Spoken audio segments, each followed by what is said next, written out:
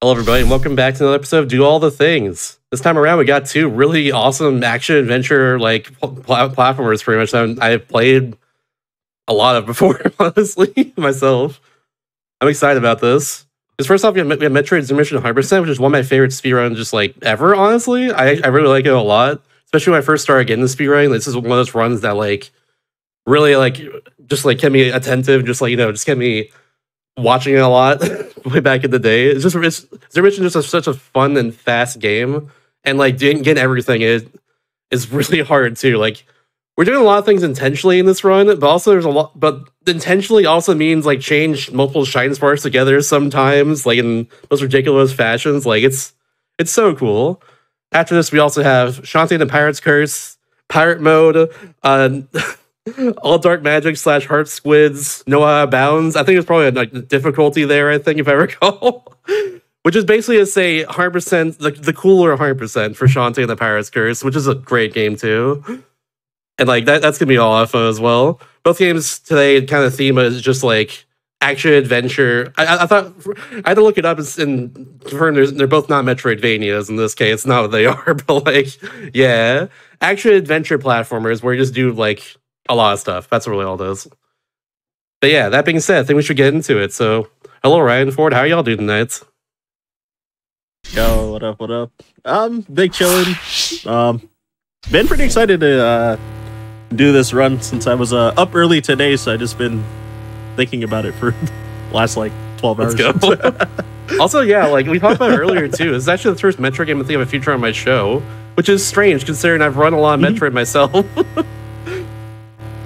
Including this one, yeah. Not this category though, but it's been a long time. That's fair. And yeah, what was I gonna say? Yeah, hopefully I don't have too much trouble with this run, because it can be unforgiving sometimes. Like you were mentioning, like it's a tricky one, but it's so cool.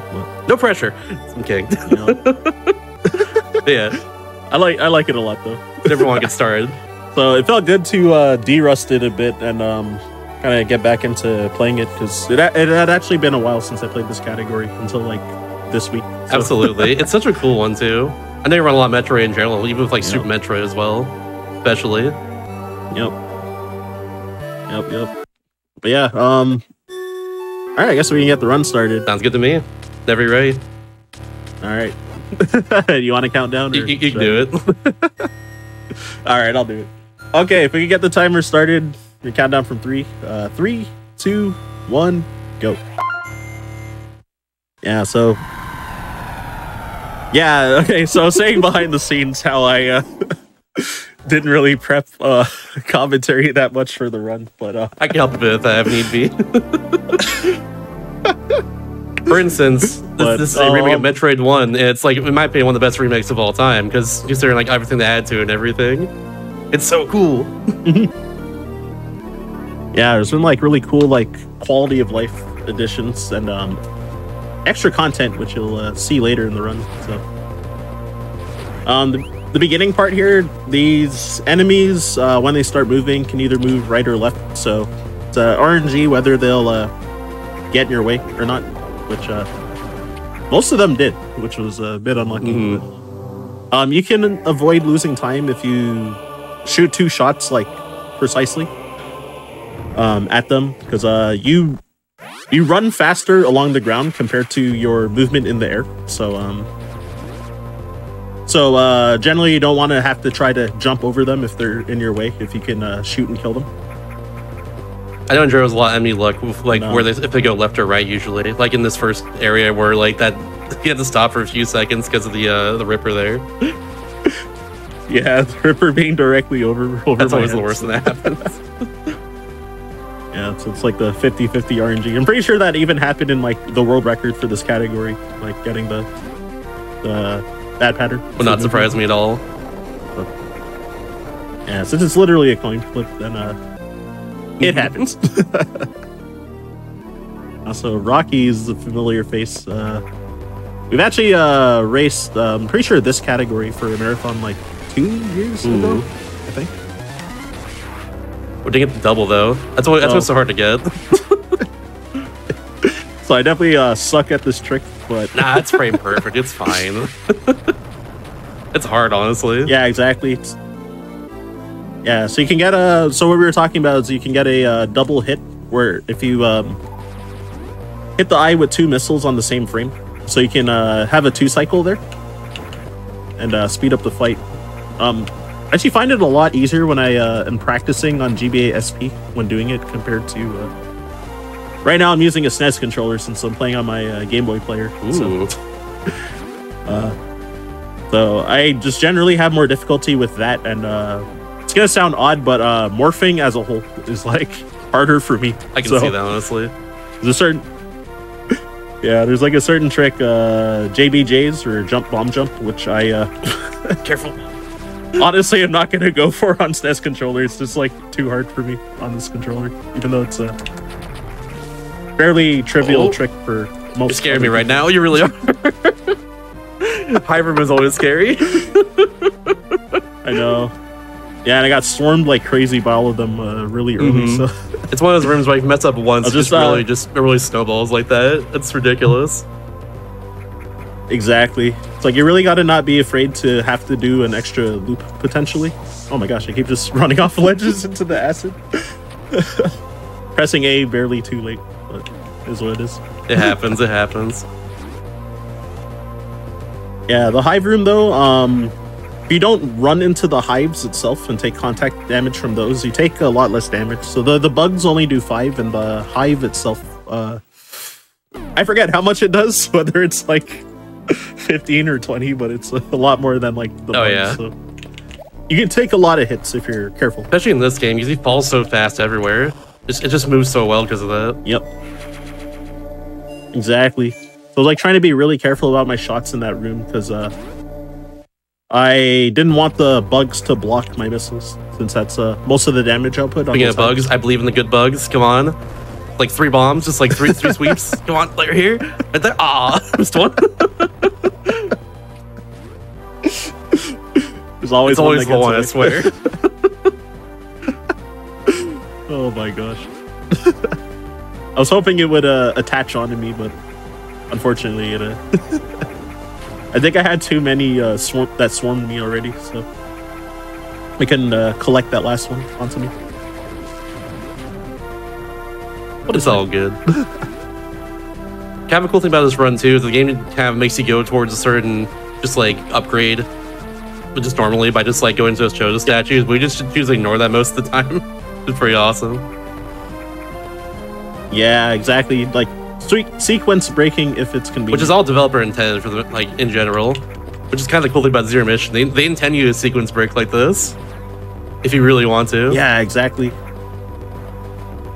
Yeah, made it pretty much made it for like if people want to speedrun as well. Like they intend you to have long beam right now, which increases the range of your beam, but like we're not getting that right now. It's whatever. Yeah. We don't need it. Oh, I forgot to charge beforehand. Whoops. Since I got the bad RNG on that gamer, if I had charged, I could have dropped off and pseudo screwed it to kill it, so that I, wouldn't get hit and wouldn't have to waste time trying to dodge it or anything. But I just kind of forgot. It happens. Yeah, it's like a pretty minor time loss anyway. And since I do some weird routing, I'm gonna take this heal as well. Is mostly because of one mini boss, the acid worm. The acid worm. Yeah, I want to have enough ammo for it, and then for a few rooms after that, I want to try to have like above 20 missiles. After that fight, and then after like a certain room that has like giant side hoppers, because they take like 10 missiles to kill each. And like I only ran 8% back in the day where you skip Acid entirely, but the Acid fight was a bane of my existence growing up playing this game. That thing is the worst. I remember dying a lot to that thing. Yeah, it's back in actually the kind of day. like. Yeah, that fight's actually kind of weird. I feel like even with like speedrun strats, I find it kind of like awkward to handle. It really is. And yeah, so just making my way over to the acid worm, and to play it safe, gonna also just like farm a little bit here and there. If I don't have to like detour to do it or slow down a huge amount. Yeah, so big sequence breaks since I still don't have power grip yet, so can do infinite bomb jumps to ascend to the higher parts that you normally would need to like grab a ledge or have high jump for. So it's a little bit of cheese. I think it's one of the coolest things about this category in general is just the fact that you kind of just skip using some of these powers you normally would use in these areas to make it extremely easy. You just skip doing that and make it way harder for yourself a lot of time. Exactly. So yeah, it's just more convenient. Alright, good luck at Acid Warden. You got this. Do it. Hey, thank you. Oh, that's not a good start. Ooh. Alright, it's a good beginning. Oh, I didn't get a spin jump, weirdly enough. Okay, whatever, that's fine. Little slow, but big thing is that I didn't waste too many missiles, so, and I got decent drops on top of. I think I missed like 2 shots in total, so I had pretty good ammo conservation. I forgot the way you actually destroy Acid Worm. Just go into the acid itself and just hit with a bunch of missiles. I forgot that was the speed strat for it. Yep. Yeah, it's like awkward because you have to like wait long enough to actually bait him to attack you, and you have to be on the lower section so that he actually gets stuck in the wall. So if you like move weirdly or like jump or something, then he'll not hit the wall, and he'll like immediately pull back, so you like won't have a chance to attack him because of that. Because like casually, like you just wait for him to lunge against that wall there, and like just go over him with using the lift there, but nah, not here. Yep. Just go on the acid, it's fine. Take a little bath. Yeah. Fortunately, since we have like 2 E-tanks, then you know, just take all the damage with the acid bath. I guess with the optimal route with early Brinstar cleanup, I guess you would have a 3rd E-tank actually before that fight too. So like even more insurance for health. Absolutely. And yeah, more examples here of not having power grip, so having to like horizontal bomb jump there to skip. Oh, I got lucky with this Ripper. I've gotten bad RNG like literally every time on that Ripper. That shows good luck, I guess. We take those. Yeah, even though it's like a 50-50. Guess I was due for a good one, finally. I guess so.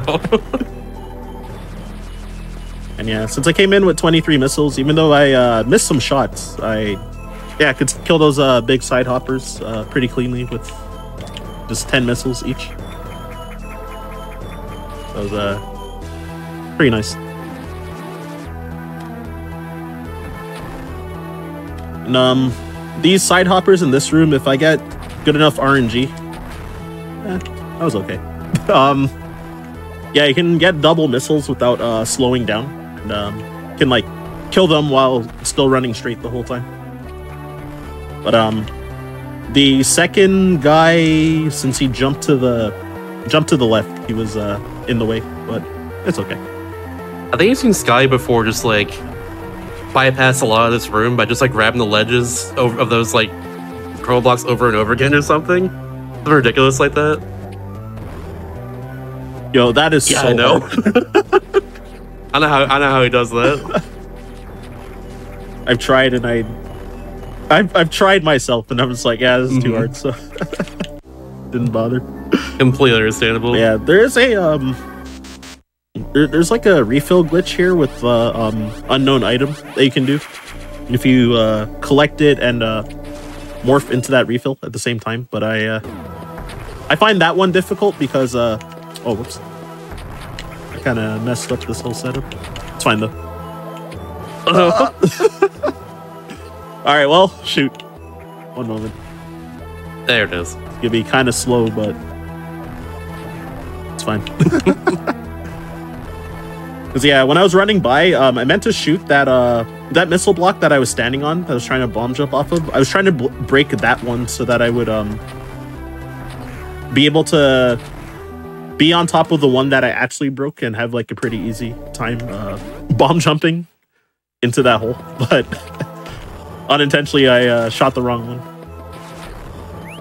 And yeah, here you can shoot out the block and land on the ground without having to do that extra loop around, but unfortunately I missed it, and it's tighter in 100% because 90% since you have ice beam, then makes your shot a little wider, so you can just shoot straight down to hit it. Oh my gosh, so this is kind of brutal, but this fight's always brutal. We'll get through it at least. Oh my gosh. So if you get the quick kill, this fight looks really cool. Where you can just kill him with like 16 missiles, but as soon as you start missing shots, it can become rough. Which a few of my early shots actually missed because as his head rose, I was trying to jump and shoot it into his mouth, but I saw 2 shots that looked like they hit his mouth, but they actually kind of like hit his neck underneath, like just barely. Like they were probably a pixel too low, so that's when the fight kind of started to go off the rails, like the moment that happened. Unfortunate, but that goes though. Craig's weird. Craig's just a weird fight in general. Yeah. Yeah, exactly. I'm definitely used to it too, or used to having that happen. I mean, glad it wasn't too much of a disaster afterwards. I think it's that my ammo is a bit low actually for my missiles, but it shouldn't be too bad since I'm gonna get so many missile upgrades missile expansions pretty soon. It should be fun. Oh no! Oh my gosh! That's pretty funny. All right, so I wanted to be swaggy and try to see if I could jump on all those crumble blocks. Let you cook for a second. I was trying to see what you're trying to do there. Yeah, it's frame perfect to jump off of each of the crumble blocks. So I wanted to see if I could jump off of a few of them just to be cool. But so unfortunately, that is a massive time loss. But well, is what it is. It's all good. I think compared to my PB, I actually probably would have been ahead if that didn't happen particularly. But you know, everyone says that as speedrunners, like, oh, I could have PB'd if I didn't make this mistake. How it always is. It's so relatable, honestly. Man, I could have got this 5-minute PB. I had not messed up once. Beans, dude. It's like, okay. Exactly. Which actually, I did PB this last night by 0.4 Yo, seconds. we take those. I was laughing way too hard. I actually broke the next second barrier. I was about to ask that, honestly, if it was like 0.4, but the same second still or not. I got, yeah, my PB before was like 1:16:17, and then it's 1:16:16 now. I've had before in the past where I think it was Kirby Nightmare Dream when I was writing that, where I just had like a PB by quite literally like 0.0 seconds. Probably like a few frames. Oh my gosh. It's always fun when that happens. Yeah, I think the most heartbreaking thing I've had for a run was one of my older PBs for Mario RPG when I had I think it was like when I was still in the 255 range. Then I tied my PB, even like frame counted, and it was like actually tied down to the frame after like nearly 3 hours. Oh, no. Like, I was like, are you kidding? That's where are so the chances? funny. Sheesh. That too. For a run that long, it's like hilarious that I actually like tied. Yeah, that's like almost a 3 hour long run. Like my exactly. Like my PB is like almost 5 minutes better than that time back then, but it was just funny. Like my example was like it's like a 4 or 5 minute run. Yours is like 3 hours. Like, oh my god, how does that happen in a 3 hour run? Yeah, I was like, there's no way. Like, could I have at least like been short a frame or something? Like, or PB'd by a frame either, or instead of being like actually. At least you're consistent, I guess. Yeah, exactly. So I just laughed when that happened. Or I laughed more because it was like, all right, I saw the minus like 0.0 when I split, and then when I actually, so I laughed at that, and then when I actually like retimed it, and that actually like tied to the frame was just hilarious. So good. It's a good laugh. But yeah, fortunately, there wasn't too much to talk about going down Norfair there. And like the 2 cutscenes that happened. Just going to Crateria, getting on an item that can power grip and leaving. Exactly. I know this game. Yes, sir. I just saw in chat about digging up GBA. That's Worth it. That's always nice to inspire people to pick out, to re-pick up old I love consoles. it. I'm used to them a lot myself with like deconstruction, especially. Whenever I do that. Yup. Alright, I'll try this one JBJ. Okay, cool. I got that Nice. one at least. Keep missing all these Shine Sparks storages. Deep password. Alright, this one for sure. I pressed down like a little too early. Okay. I got too fidgety, I Happens. guess. Oh, I get super cells now. Ooh. Yeah. Yep, super's early. So you could skip doing one of those Shine Sparks by doing another JBJ, but I don't know, if I failed it, I would have to go and like recharge the Shine Spark again. So Understandable. I just do the easy strat where you go left then right. Alright, and here's Power Grip. Ideally gonna be trying to use it as little as possible. What even prevents like Samus from grabbing ledges normally before the power up?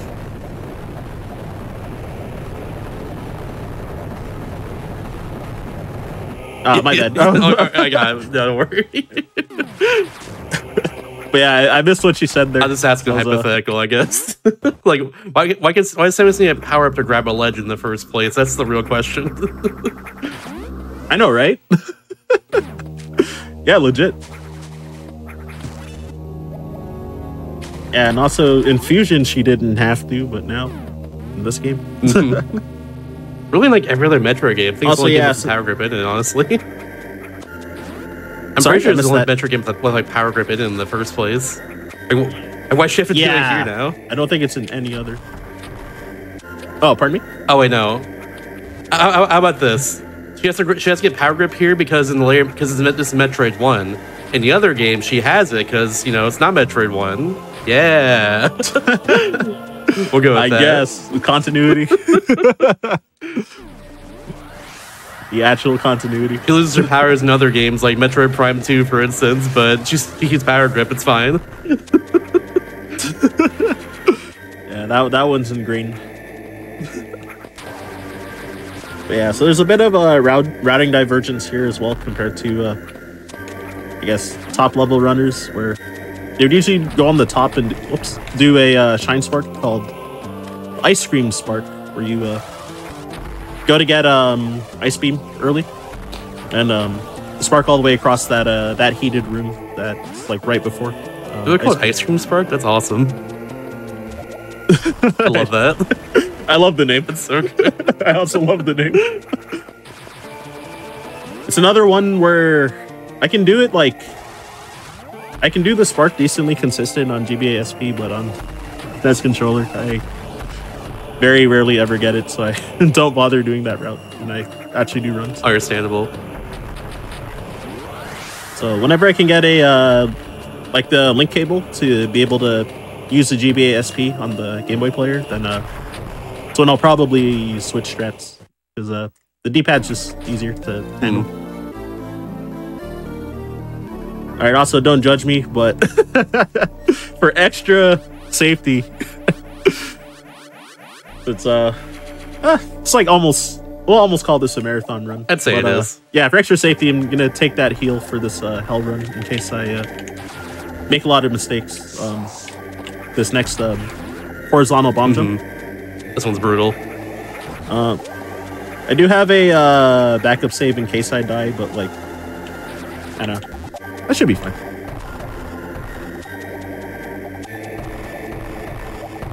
Alright, cool. Hey. See, nothing to worry about. It's fine. Yeah, if I screwed without the heal, if I screwed that up like maybe 4 or 5 times, I could probably die. But I often mess it up once, most of the time. So, you know, didn't want to have a death or have my health be really low that I die to like one of those giant rippers. Ooh, hang up the heal. Love that. The healing glitch again too. Yeah, because there are some more hell runs, so I do need a little bit of I still would have needed to heal a bit again as well. One of them's kind of long, and I think you need like a bit over 200 health for it. So it makes sense. Oh my gosh, I traded hits with that bug with the missile. I've never had that happen before. But I was gonna save a very small amount of time by just, you know, having the speed booster activate, but by killing that guy while still running straight. But then we actually traded hits, so he just knocked me back. It's been quite a while since I've seen like any of these runs, by the way. I'm not gonna lie. Oh yeah, because any percent, yeah, any percent you would like never go here. Like I never think about them anymore at all because of that. Exactly. And yes, screw attack is really broken too, and we get it like pretty early in the run, which, you know, can just kind of stomp a lot of enemies pretty easily, including tons of rippers when they're in the way too. It's nice. It's also just for like a ripper with like a super knock missile as well, which like I forgot I can do that in Zero Mission. Yep.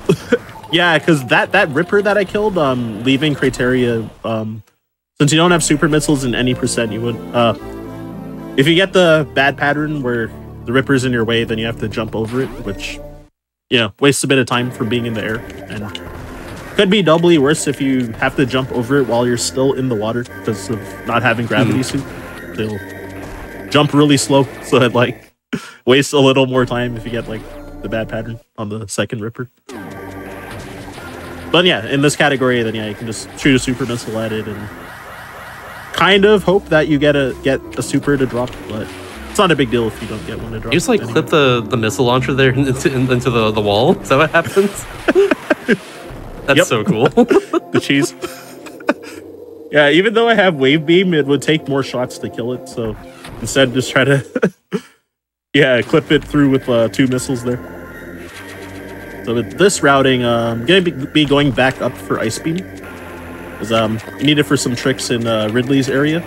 But I had to make sure to break that missile block that was beside that missile expansion, because it won't respawn when I come back to that area. So if I didn't break it, I would have to take a longer route to find my way back down there. Due to an extra E-tank that I have to collect during another... I forget if it's either E-tank or a missile during another hell run coming up. I actually forgot what it is. Oh, also the screw attack doesn't activate kind of like immediately when you jump, so I kept getting stuffed under that ripper that I froze. Oh my gosh. I should have just let it move out of my way, but by habit, I froze it kind of like in any percent. I usually freeze it just to have it out of my way, or to jump on it if I get bad RNG. So yeah, this part, normally 90% you would take a shortcut that's to the top right corner of that previous room and drop all the way down. Okay, it is a missile. But yeah, due to needing to grab this missile, then that's why I broke the other missile block all the way at the bottom, so that I can just drop down this way. And there's a bunch of screw attack blocks that you can break coming down here. So, and also there's this missile here that I still needed to grab on top of that. So all this works out. All of that. Yep. Yeah, otherwise, have to do either a different route or go back into that room where I killed those caterpillars, and then I'd have to get another speed booster to break the speed blocks like I did the first time. Which just wastes time because it's like more backtracking for no reason. So, alright, so the Imago Cocoon. Oh, whoops. So Try not to kill the Ripper with the screw attack. First part of the fight for sure. You gotta make sure to break your spin in time before you actually kill it with the screw attack. Same with sometimes there's like blocks that you can either break by shooting, or also bomb blocks that in some parts that you might not want to break that you can also break with screw attacks. So sometimes you gotta be mindful of that and like make sure to like stop your spin so that you don't like just screw attack through things occasionally. But in any percent, you never have to think about that since you never get screw attack. But in Hundo, it comes up occasionally where it could be a detriment having screw attack. Also, big fan of the fake out right there, where you go down there just to get rid of the Mako Cocoon, go back up and fight them the second time. Big fan of that. Yeah, exactly. Just to load this area, since needed to go down the elevator to have it set up. Oh wow, that must be like exactly one shot. Yeah, there it is. Yep, I knew it. I was like, dang, that the setup seemed decent, so I was a bit surprised that he didn't die in the one. I have to ask because like you can get like a speed booster in that room. Can you hurt a Mako Cocoon with speed booster? As far as I know, no. That's what I figured. It'd be kind of funny if you could, unless though. Someone more experienced is like, well, actually, there could be a surprise, but as far as I know, I don't think you can.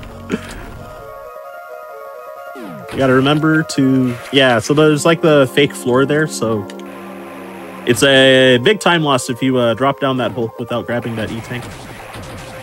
What's up? I did jump a little early, so I ended up grabbing the ledge, but you can actually just make it across without grabbing that ledge to save a little. Oh, it's time. Let's realize what we're doing right now. Oh, what the? Yeah, first try, nice. Yeah, so I don't know exactly why that works, but that red orb enemy, I had to kill it and collect its drop. And then for whatever reason, I can freeze those two bugs on top of each other. And then if you kill two bugs with the bomb while unmorphed, it'll like clip you through those speed blocks that I clipped through. So it skips needing to get the map in the room to the right. Otherwise, you'd have to get the map and then use it to get the map so that it would be out of your way so that you can charge a speed booster to break those speed blocks.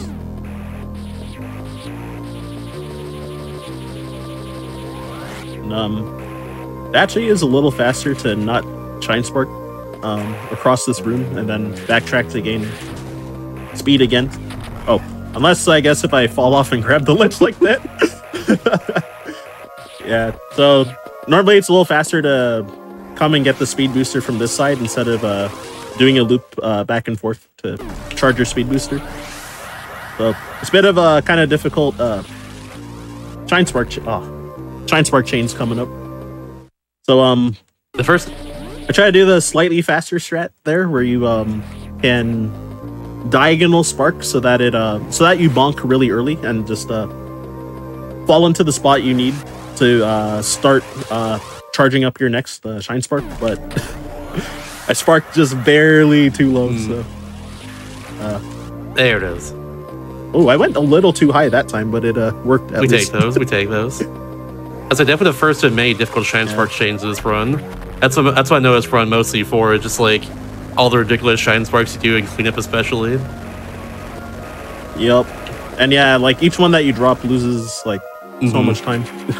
Most of the time. It's so cool though when done like all like perfectly and smoothly though. Yep. Yeah, the big thing is that because like in Super Metroid you can like short charge to get a Shine Spark, so it's usually like less punishing to fail most Shine Sparks. Alright, cool. I'm glad I got that jump because I've heard that one's like quite literally frame perfect, right?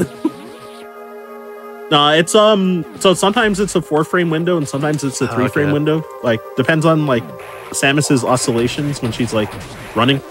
Like her speed oscillates a little.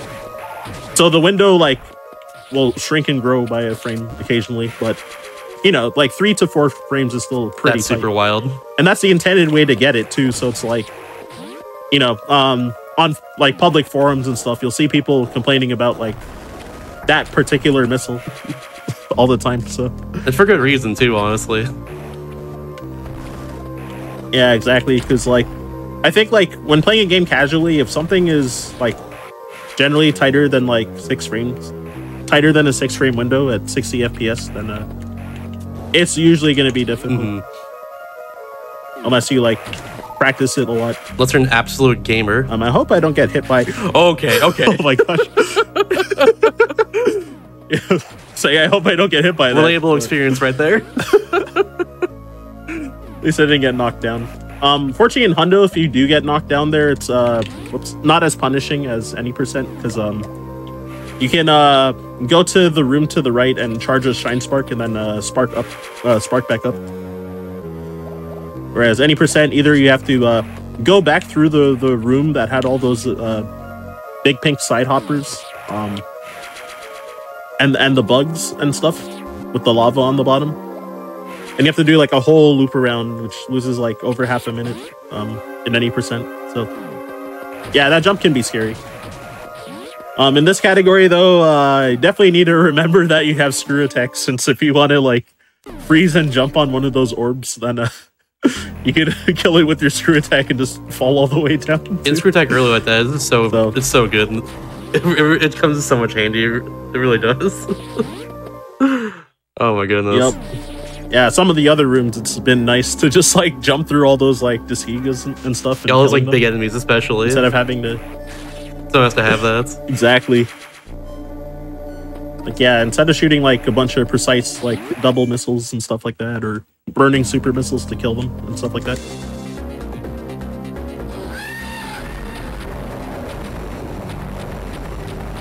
But yeah, for PCal in chat,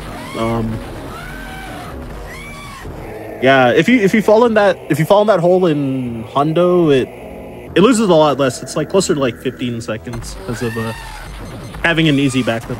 But any percent, it's brutal. But anyways, my bad. I should have probably talked about Ridley. Eh? That's Ridley. You fire missiles and they're gone. They scream. They go ah. Yeah, since you have way too much health, yeah, you can just sit there and like tank hits and then farm the drops.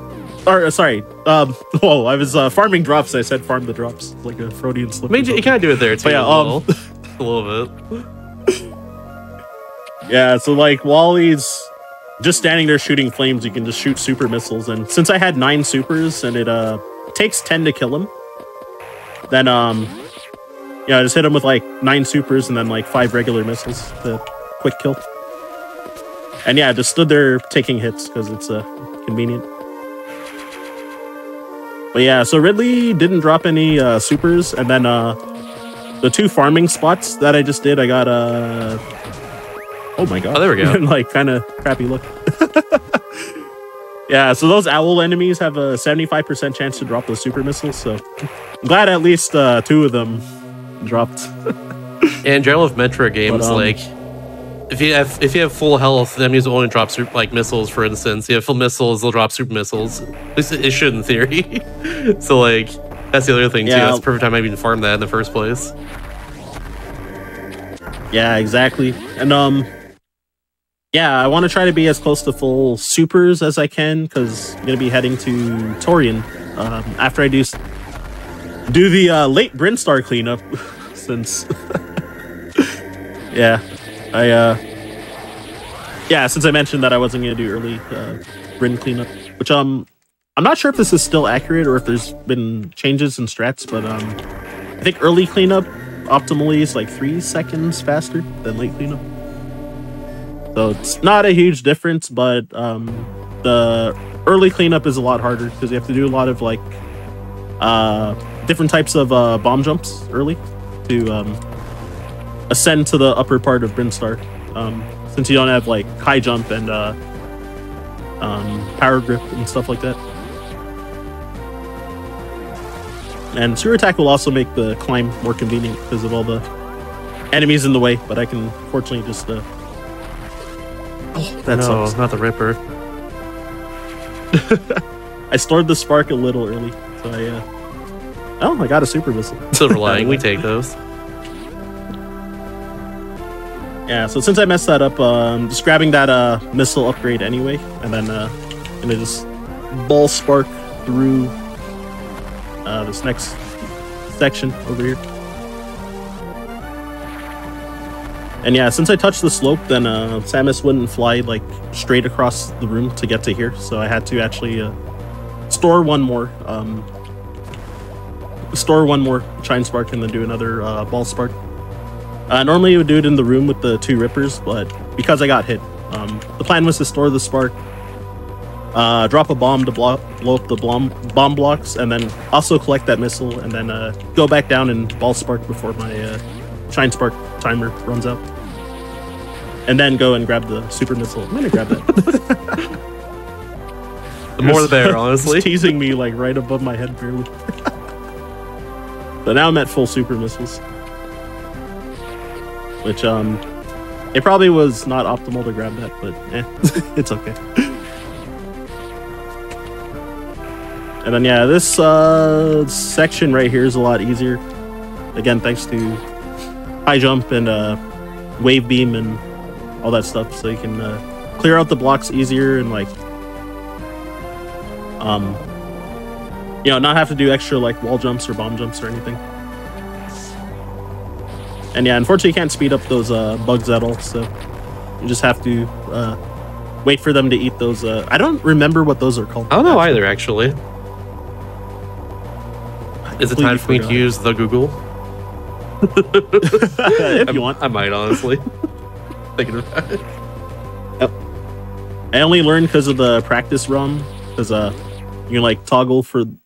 You can set a flag for that will have those permanently dead, or to restore them if you want to also, like, test stuff after they've been cleared out. I forgot the name. They're called Tangle Vine Fruit, apparently. Oh yeah. Okay, so I guess the name in the practice ROM is like way different because it was definitely not called that in the heck. It must have had like a special code. Probably, yeah. Instead. Yeah, skipping Varia because well, we'll see. We don't get it. It's fine. And yeah, unfortunately, when I grab that missile there, then again, there's like a bomb block right underneath it, but you know, I can also just screw attack it. So it yeah, screw attack's convenient in that way in some spots. Listen, the last one I had was a do almost all the things special, so like, yeah, we don't need Varia. Do almost all the things. It's wild because like it was Super Mario 3-line special ending where you get like all 3 star coins in every level, but apparently you can just skip a few of them for some reason. So yeah. Oh, what? do almost all the things. Almost all the things.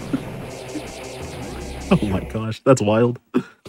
That being said, though, I do know you can skip Varia in this game, no problem. It's still at 100%, so yeah. You do get it technically. Yeah, we just had an ongoing joke. But I guess the spoiler is yeah, when you get the full powered suit, I guess the game assumes that you have Varia, so it just gives it to you. And like Varia in its original location will also be gone when you get the full powered suit. So, and it counts for completion still. So we end up not going to that one extra room to grab it. Yeah, so now I'm in Torian with a lot of health, so... And also a lot of supers. I really don't want to get grabbed. Also a lot of supers as well, so like you should be good for the most part, thankfully. Yup. Yeah, there's still like drop luck here where gonna be hoping to get some supers here and there, but the Metroids, since they only drop 2 items and each oh shoot. They yeah, so they drop 2 items and it's 10% chance each for oh no. I tunnel visioned on the other one. That's not good. All right, I'm gonna just go down because that guy won't get off me. Yeah, they've been really mean right there, honestly. I got a super though. Take those. So yeah, fortunately, because especially now that I'm way far off of full health, then you know, there could be more chances of me getting health drops. And then yeah, it's as I was saying, yeah, 10% for super missiles. So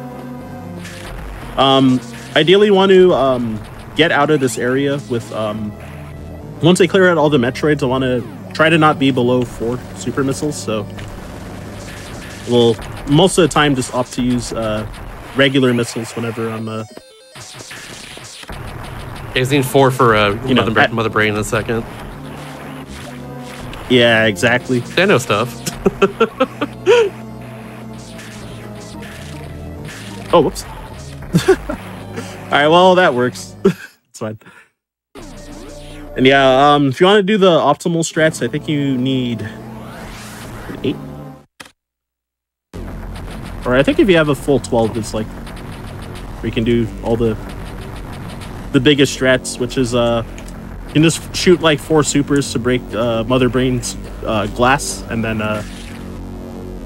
there's a tech. There's Mother Brain doubles, so you can get doubles with the super do missiles. that? Oh my gosh! Yeah, I actually don't even know how to do it either. I know there's a video tutorial like in the I think the community Discord and the resources part of SRC, but I don't think I've seen them before, honestly. I need to check that out. That's really cool. Yeah, like I've seen Scotty do it. She's the only one I've like watched do it personally. But I also saw him recently lose a world record pace run to failing it, so it's not easy. Doesn't sound easy at all. I struggle enough with just the normal Wortman start of the run, getting doubles there. And like I run Fusion a lot, so it's like I'm used to getting double missiles, but it's a different beast in this game. Yup. Alright, good missile count. Nice. Can you get nice in chat, please? Hey, we beat the video game. Dang, so far underestimated too. That's ridiculous. You're so good. I know, right? Honestly, imagine like you're 2004 right now, and like this happens after you quote unquote beat the remake of Metroid 1. Like that's so cool though. It's actually so cool. Yeah, having nice extra content. It's a whole new area, then something just to clean up afterwards too.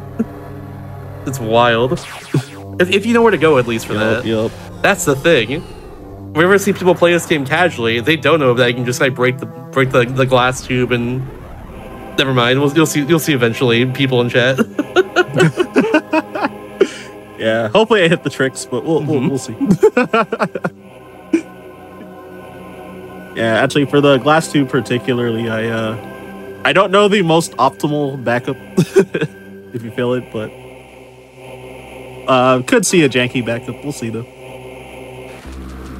And yeah, just for extra safety, I'm gonna both take the heal in the stealth section, and I'm gonna also save. I think that's a good idea, just in case. Yeah, like I have so many E-tanks that like should be fine, like not saving, but yeah. You never know. I don't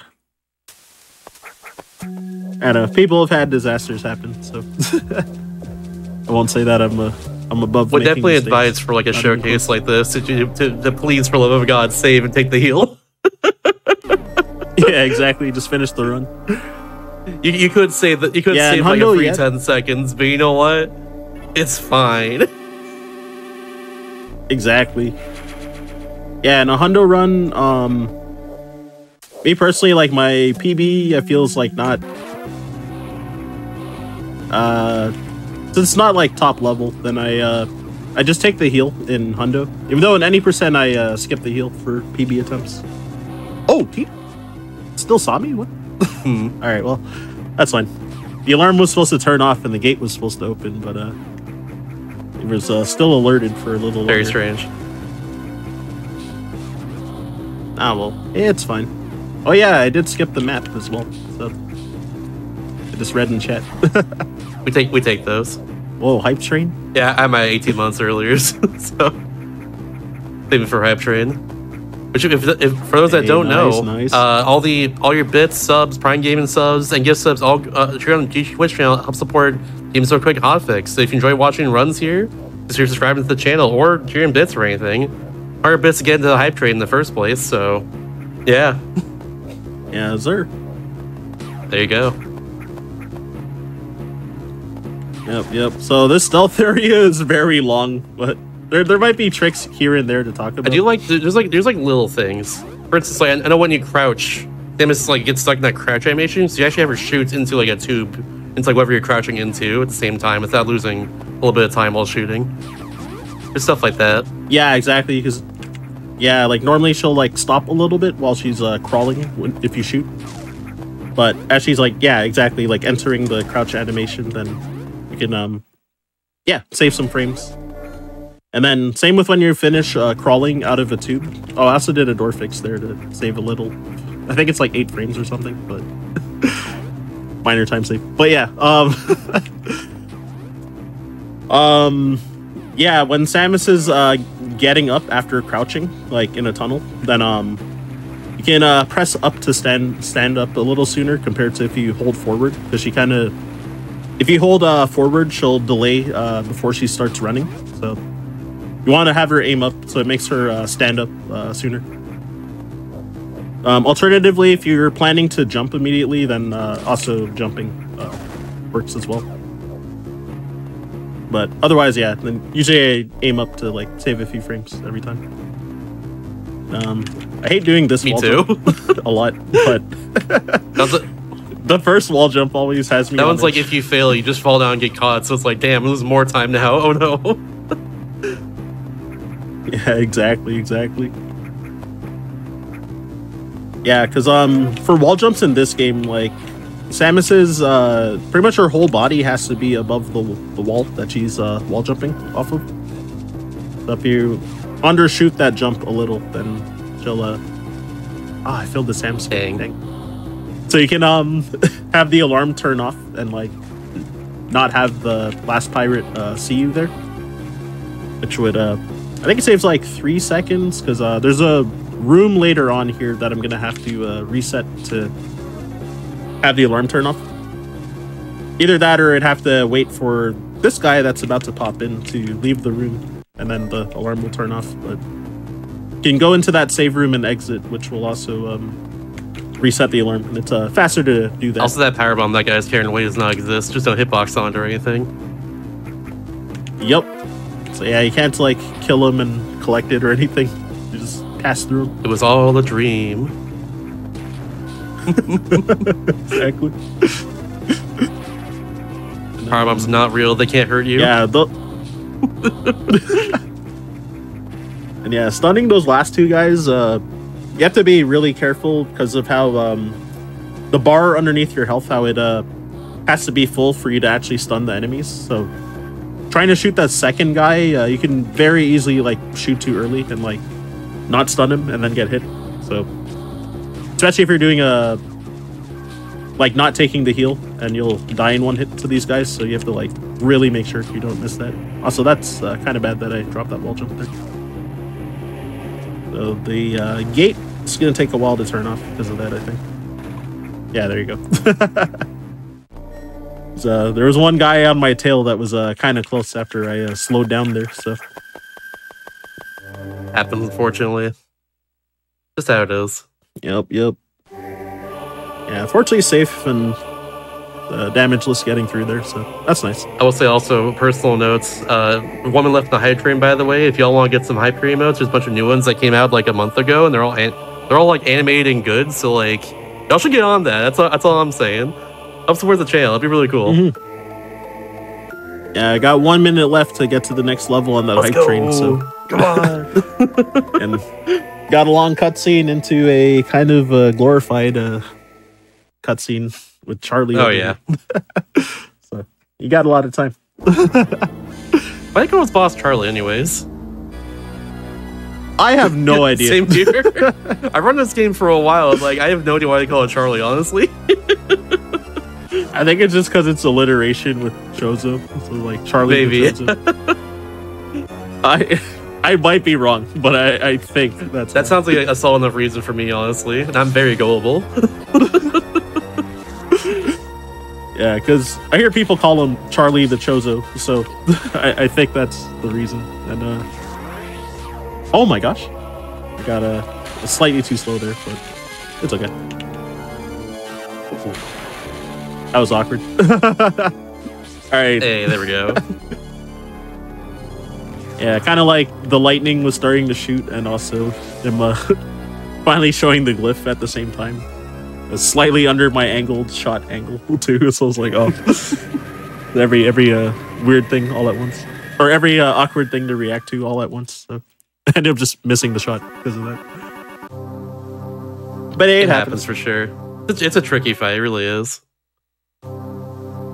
Also, I love here you get Various Suit along with Gravity Suits, like right here. Even though we didn't get very earlier at all. Like it's still 100%. Let's go. Yeah, my split name here in Hundo's like, how did I get Mario?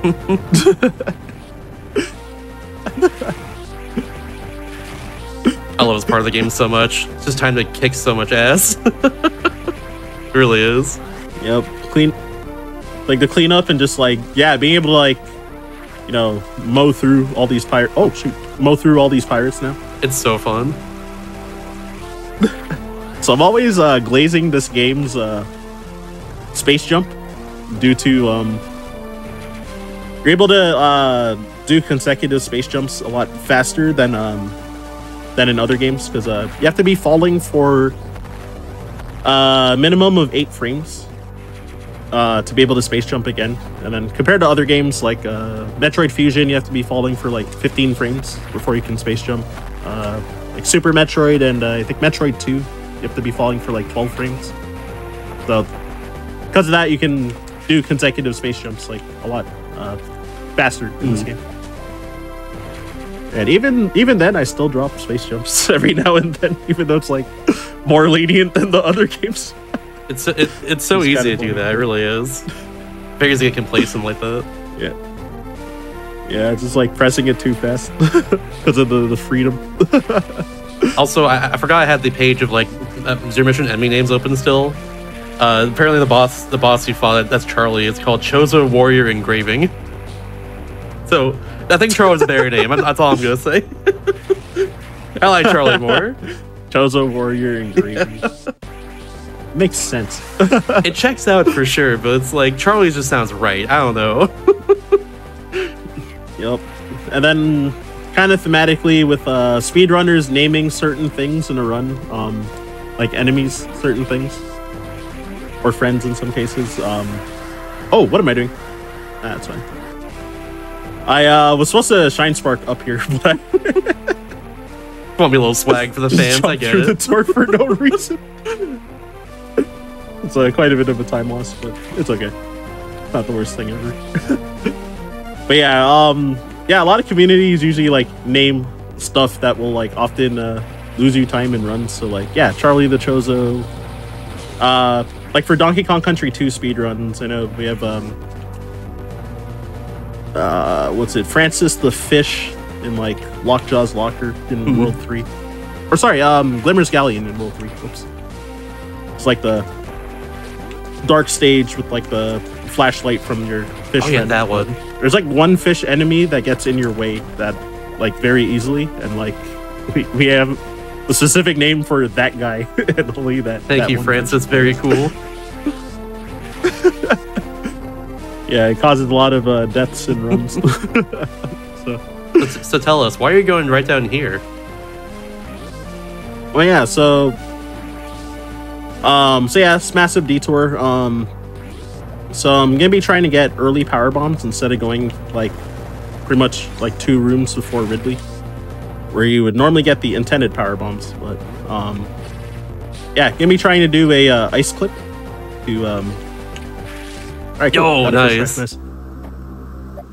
I failed it at least once in half my runs, so glad I got it first try. We freaking take those. Hell yeah. Yeah, so like freezing that guy in a specific spot, you can oh, whoops. I didn't get an R button press. I was trying to shoot a super at the door. But yeah, yeah, you can what's it called? Oh, I gotta remember to morph under the map since I never got it. Okay, there you go.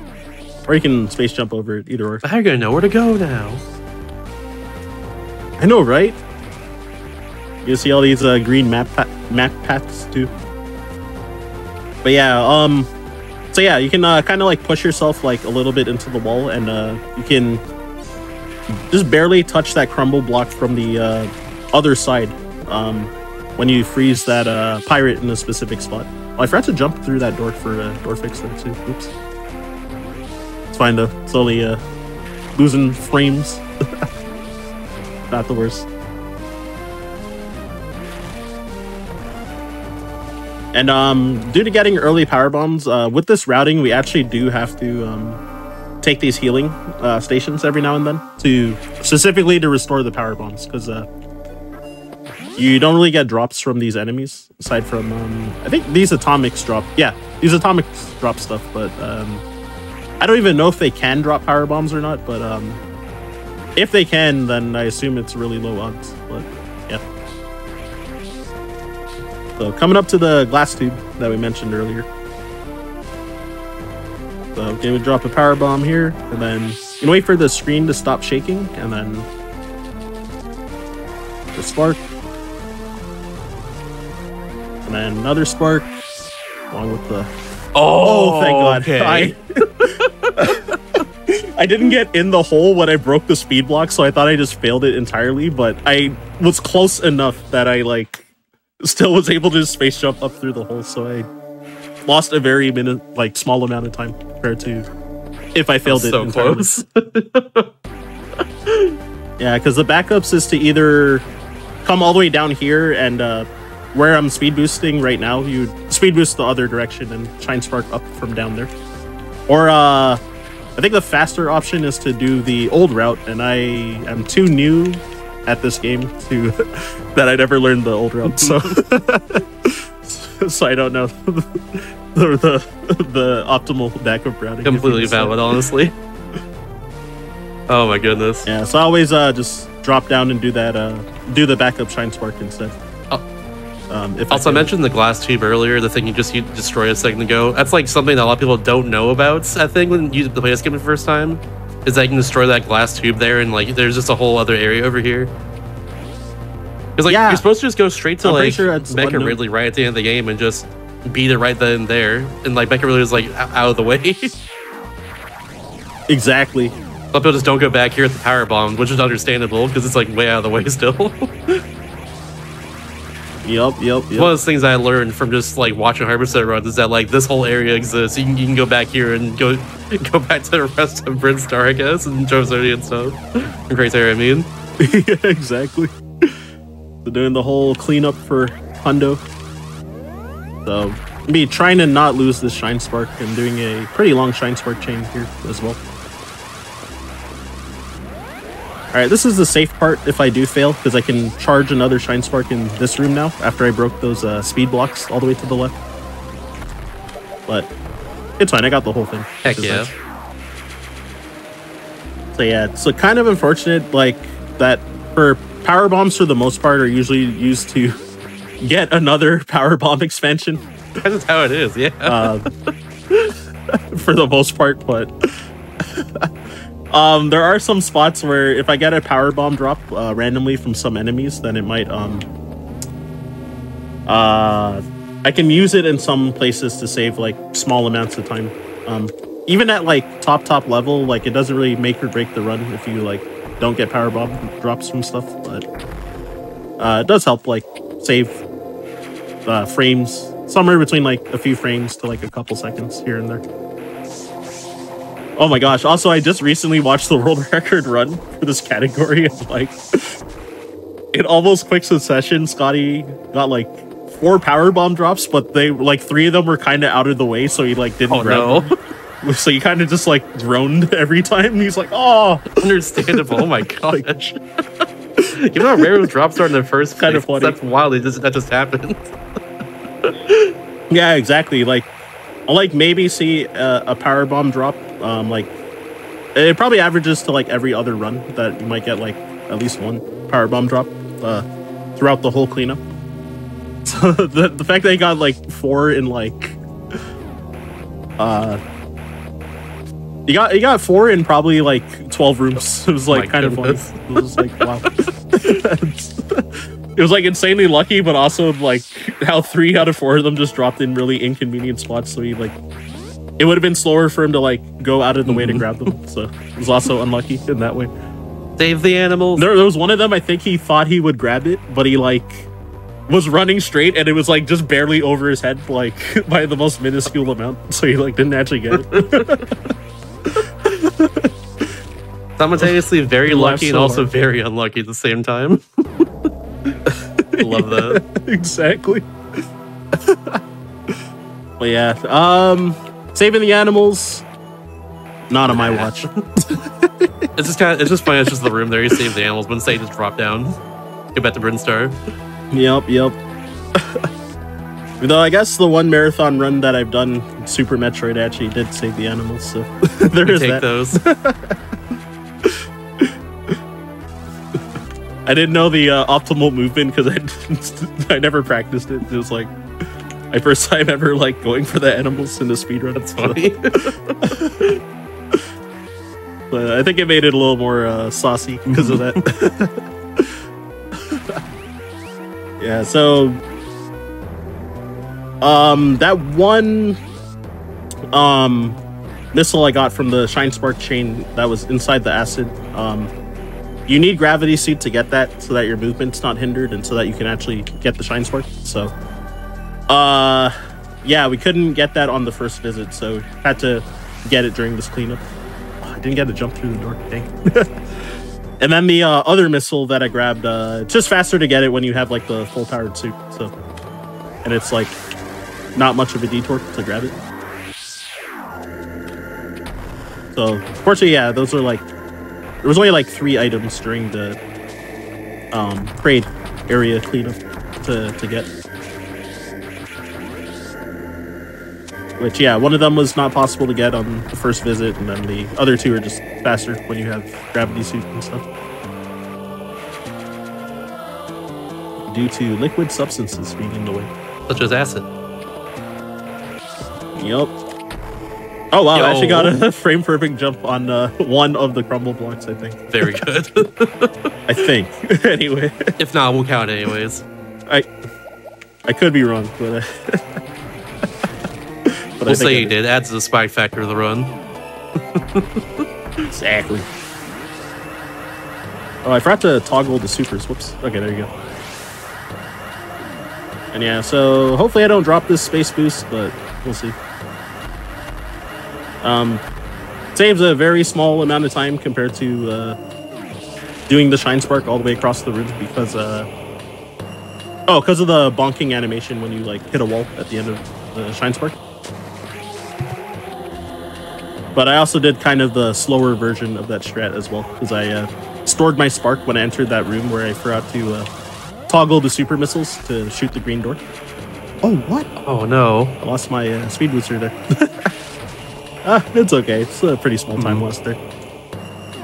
I would be surprised if it was more than 3 seconds, if even. Yeah, it's probably not much. It's fine. It's kind of cool in general how like this run does have like optimal speed space boosts like that. That's not really anything. You see that like I think once, maybe twice in the Fusion Hundo run. I want to say, I think like Sector 6. Yeah, like up there. Exactly. Yeah, exactly. They do a lot more in this one, which is pretty fun. I forgot to charge my shot. Yeah, exactly. You get to do quite a few in this run, which I like a lot. Like in the Mother Brain room when I was doing the cleanup, when it was all destroyed and everything. That is so also, cool in general. I got a power bomb drop from those giant side hoppers. They drop nice. One, which I feel like that's the most common spot that they'll drop one. I didn't even like see it happen. I just saw my I saw that I just have one extra power bomb, so it's like, oh, cool. Oh, nice, good thing. Yeah, exactly. And yeah, so almost done with the Norfair cleanup at this point. I think there's one really out of the way missile expansion to get, and that's about it.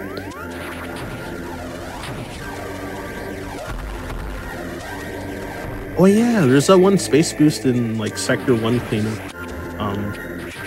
In Fusion. Oh yeah, you're right. Ultimately, yeah. I often don't go for it either myself. Oh shoot, I missed this speed boost or space boost. It's too. fine. Oh well, it's okay. Yeah, I forgot about that one too, because like you have to like get the missile, then like frame perfectly, just like space boost out of them after the missile's done, just to go for the other one in that room. Like yeah, exactly. That's too hard for me. I don't do that. I just go for the regular speed boost there, or the shine spark rather. Yeah, if I'm on PB pace, I don't go for it. But if the run's dead, then I'll. If you're feeling spicy, you'll go for it. Exactly.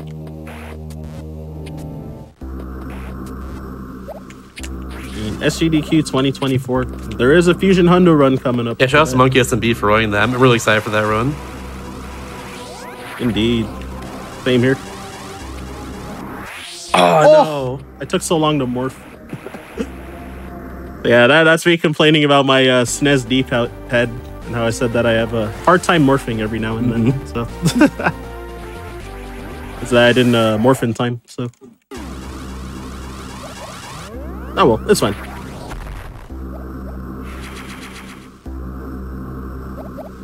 Well, yeah, so I do have this one extra power bomb. Like, not sure what to use it on.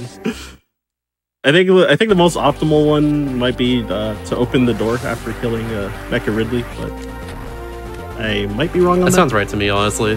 There might be somewhere else. And the strat is hard as well. Like that strat to optimize the room, so it's like I'm more likely to like not save time even. Yeah, even we're at 8%. Like I never get like the bomb there. Anyways, it's such a weird timing. Yeah, might as well go for the power bomb if you got it. Blimey.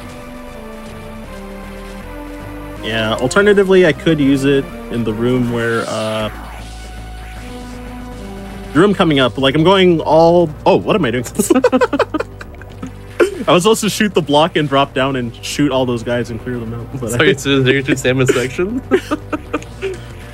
Some reason, yeah, exactly. Doing like the first visit strats, kind of. Adding a morph in there too. But yeah, I lost my train of thought. It's okay though. I'll probably remember. I will say you are going for out of your way just for one power bomb tank right at the end of this like giant sequence of events here, and then going all the way back. What's happening now? That was the thing I forgot that I was on the tangent about. Yeah, exactly. Thank you. I got you. This one tank here is pretty infamous in general. I imagine a lot of people got 99% if they found everything else just because of this one random power bomb tank over here. Well, yeah, also kind of janky, but whoops. So you want to drop that power bomb like pretty high up so that you can actually destroy the power bomb blocks that were blocking that entrance over there. All right, well, I just used the extra power bomb. Oh, that didn't clear up the blocks above. Oh shoot, it's fine. Because yeah, I wanted to clear out the pirates in the way, but I made my choice. There it is.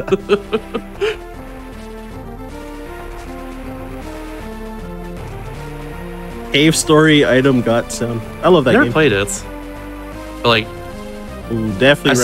I saw someone run it a long time ago, and like it seems really cool at least. Ah. Yeah, I definitely recommend it. I don't know which console though. Like, I guess it's probably a matter just of do on Steam at this point, personally. Yeah, exactly. I heard that the 3DS version's the worst. Oh one, no. But, I didn't have issues with it when I played it, like on 3DS. So. I know that version's gone to GDQ before as well. I remember that in particular because it was after one of the runs I did. Oh, nice, I think it was one online nice. Yeah, I think it was by Supreme Dirt, but I might be That sounds correct, yeah. Which, we do know each other due to another local Smash Bros. Melee player. Well, she hasn't been around in a very, very long time, but I've played against her, and I've like been at Smash Fests like multiple times. Long ago, like 2009 or something, even, like, really long ago. Which actually, the last time we saw each other at a fest, she actually forgot her controller at friend's house, and I think I still have it. So, because I was supposed to hold on to it for her, but I've like never seen her again like since. So, hey. Yeah, so I've just had the controller for like 15 years or something. Maybe someday she'll get it back. One day. Yeah, it's like an old black GameCube controller. Yeah, very close to being done. So, just trying to. Oh no! No! Not the walker. Okay. All right, it's not the worst. At least that he. So I just had to wait for him to turn around. It's worse if you make him turn around in the middle of his walking. So at least that didn't happen. Oh, whoops! Forgot to. Okay, so I was supposed to drop a power bomb during picking up that super missile, but I have no idea why I didn't get the input there. But that's okay. But beforehand, I forgot to break the bomb block with the screw attack, so that was the thing I was saying. Oh, whoops! About. Also, someone mentioned Dragon Darch's low percent hard run in this game and like a previous GDQ as well. That's also really cool. I remember watching it a long time ago. Just like that's such an impressive run. Oh, I haven't seen that run. It's really, really cool. I'm gonna just because like it's just so difficult. I'm try to look it up. I'll try to look it up this week. Yeah, it's just literally being the game with like nothing pretty much. Like you have no E-tanks or anything, like barely any missiles at all. And you're still there's a lot of farming you gotta do, especially for like Mother Brain. But like it's one of those runs that's really impressive they can even do that in the first place more than anything else. Yeah, exactly. Yeah, low percent hard is like absolutely brutal. Like I've watched the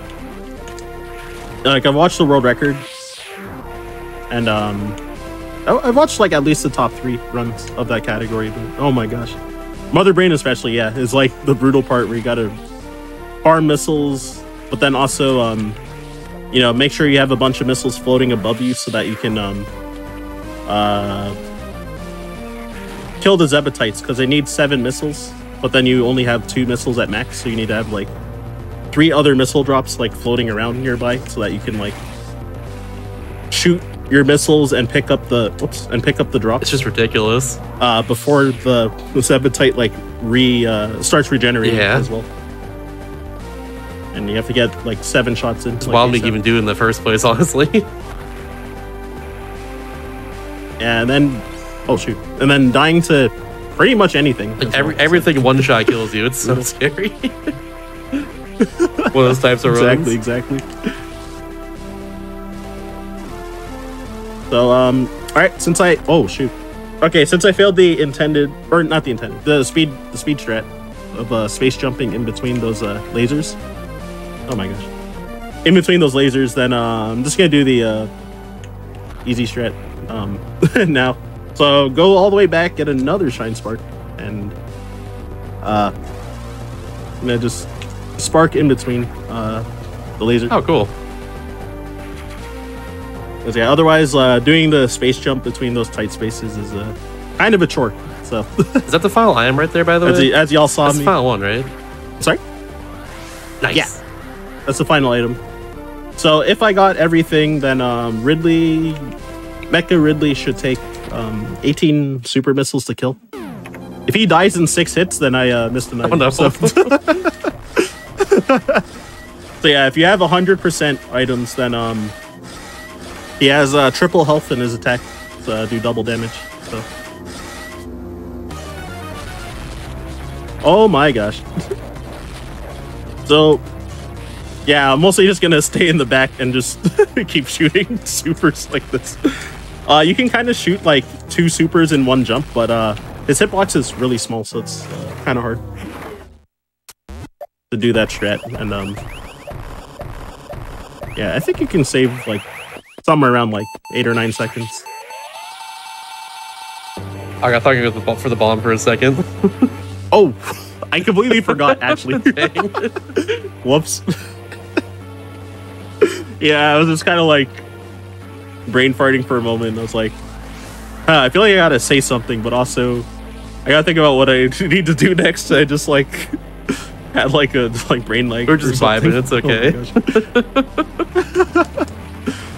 Oh, I caused a lot of lag. So since there's an egregious amount of pirates, then sometimes there's a lot of lag that can happen in some, or a bit of lag that can happen in some spaces. GBA Metroids are pretty good about performance compared to like if you play Super Metroid, and it's, you know, there's a lot of spots that are quite a lag fest, which especially like dropping a power bomb in that game as a whole, it's like a lag fest among other things. So here, yeah, it's just when there's like too many pirates for the most part. It's like generally like hate that pirate right there you dropped down on top of. I hate that one so much. I've lost my shine spark there a few times before. It's the worst.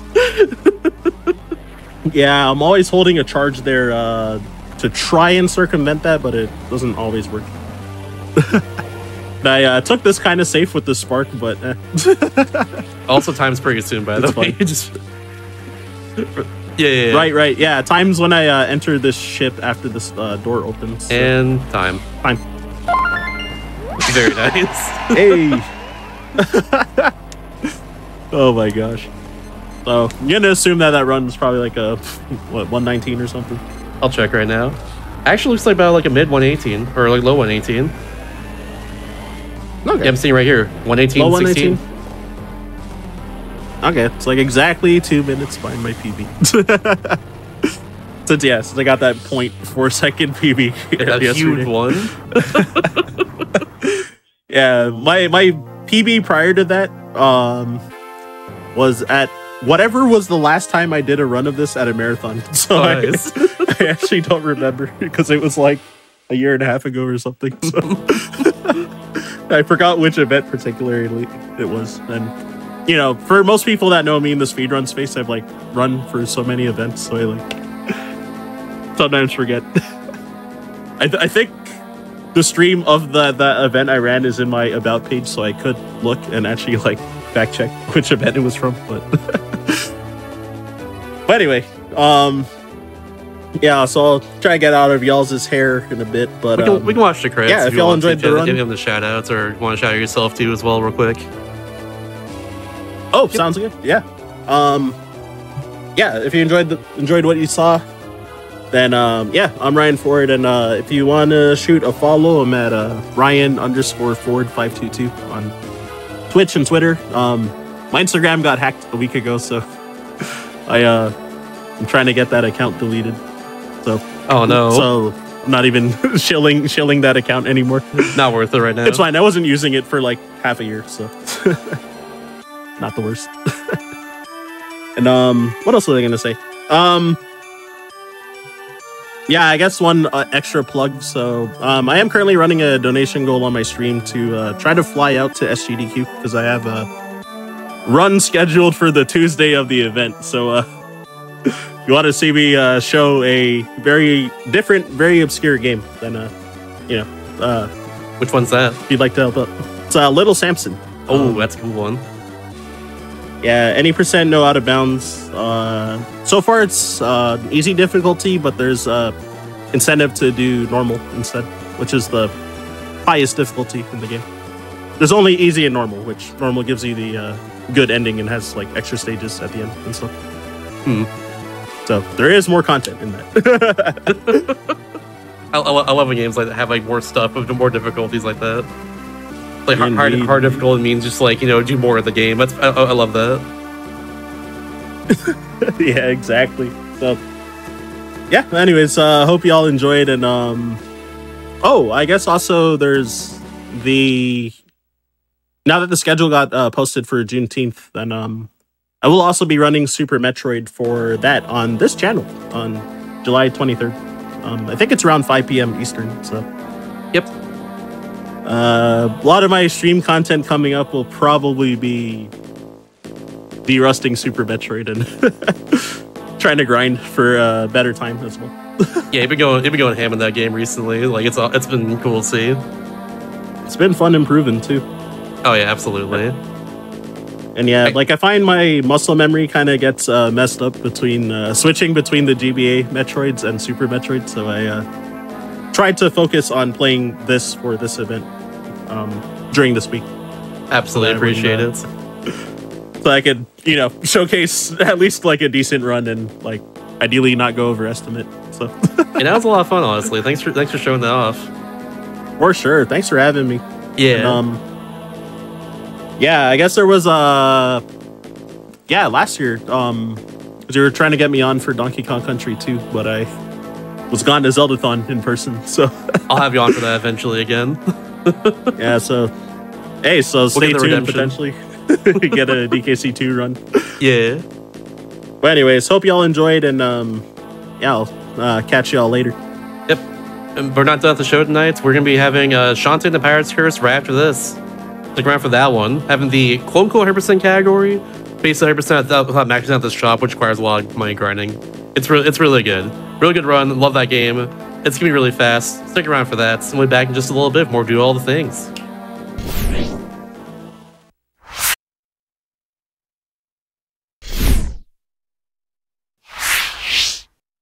Welcome back, everybody, to Do All the Things. In a second, we're having a run of Shantae and the Pirate's Curse, Pirate Mode, Dark Magic's Heart Squiz, No Outbounds with the sound effects. There we go, all in one breath. We'll have that in a sec. Thank you. We'll have that in a second, but first off, we have a few announcements. If y'all, prize submissions for SGQ are now open until June 16th. If you're crafty and would like to submit a prize for the events, go to gamesartquick.com for more info. Always love seeing the prizes for GDQs, they're so cool. Shout out to Sense as well. But yeah, if you're watching on YouTube as well, be sure to press the like button on this video and subscribe to the channel. And also, if you didn't know, you missed out on any of our shows or events, just be sure to check out the VODs on youtube.com/GamesDoneQuick. Yeah, that being said, hello, Sound Defense. We're gonna show us up. We're gonna show off for us today. I am going to show off one of the very first games I ever speedrun, Shantae and the Pirate's Curse. We are doing almost all of the things. The category name, as you said, is Pirate Mode, all Dark Magic, all Heart Squids, no Out of Bounds. So this is technically not the 100% category. The 100% category requires buying everything in the shop, and that requires a lot of money grinding, and nobody wants to see that. So this is our 100% alternative category that shows a completed results screen at the very end. So I think this is going to be a good substitute. And we do enough of the things, I think. Do all the cool things, really. Yeah, exactly. Like, there will be some money grinding, but it's not going to be nearly as much as it would be otherwise. Mm-hmm. And alongside me... Go ahead. Alongside me is my commentator, my good friend, Mr. Norimaki. Please say hello. Well, hello there. Yeah, as he's alluded to, basically what we're going to be doing is all the fun stuff without all the boring stuff, or at least a very minimal amount of the boring stuff. So more action, less grinding, good fun. But yeah, it's my honor to be here, Sound Defense. Thanks for having me, and look forward to commentating on this fun little adventure we're on. Yeah, I'm looking forward to it too. Thank you. And that being said, we should do the thing. Do all the things, if you will. All right. First thing we got to do is select Pirate Mode. So the timer is going to start when I hit the A button and select Pirate Mode. Are we ready to go? I would say so. All right then. 5, 4, 3, 2, 1. Let's go. Good luck, Sound Defense. Good luck. We're going to start by skipping some cutscenes. So it's a Shantae game, and so the very first thing we have to do is protect Scuttletown because it's being attacked, as it always is.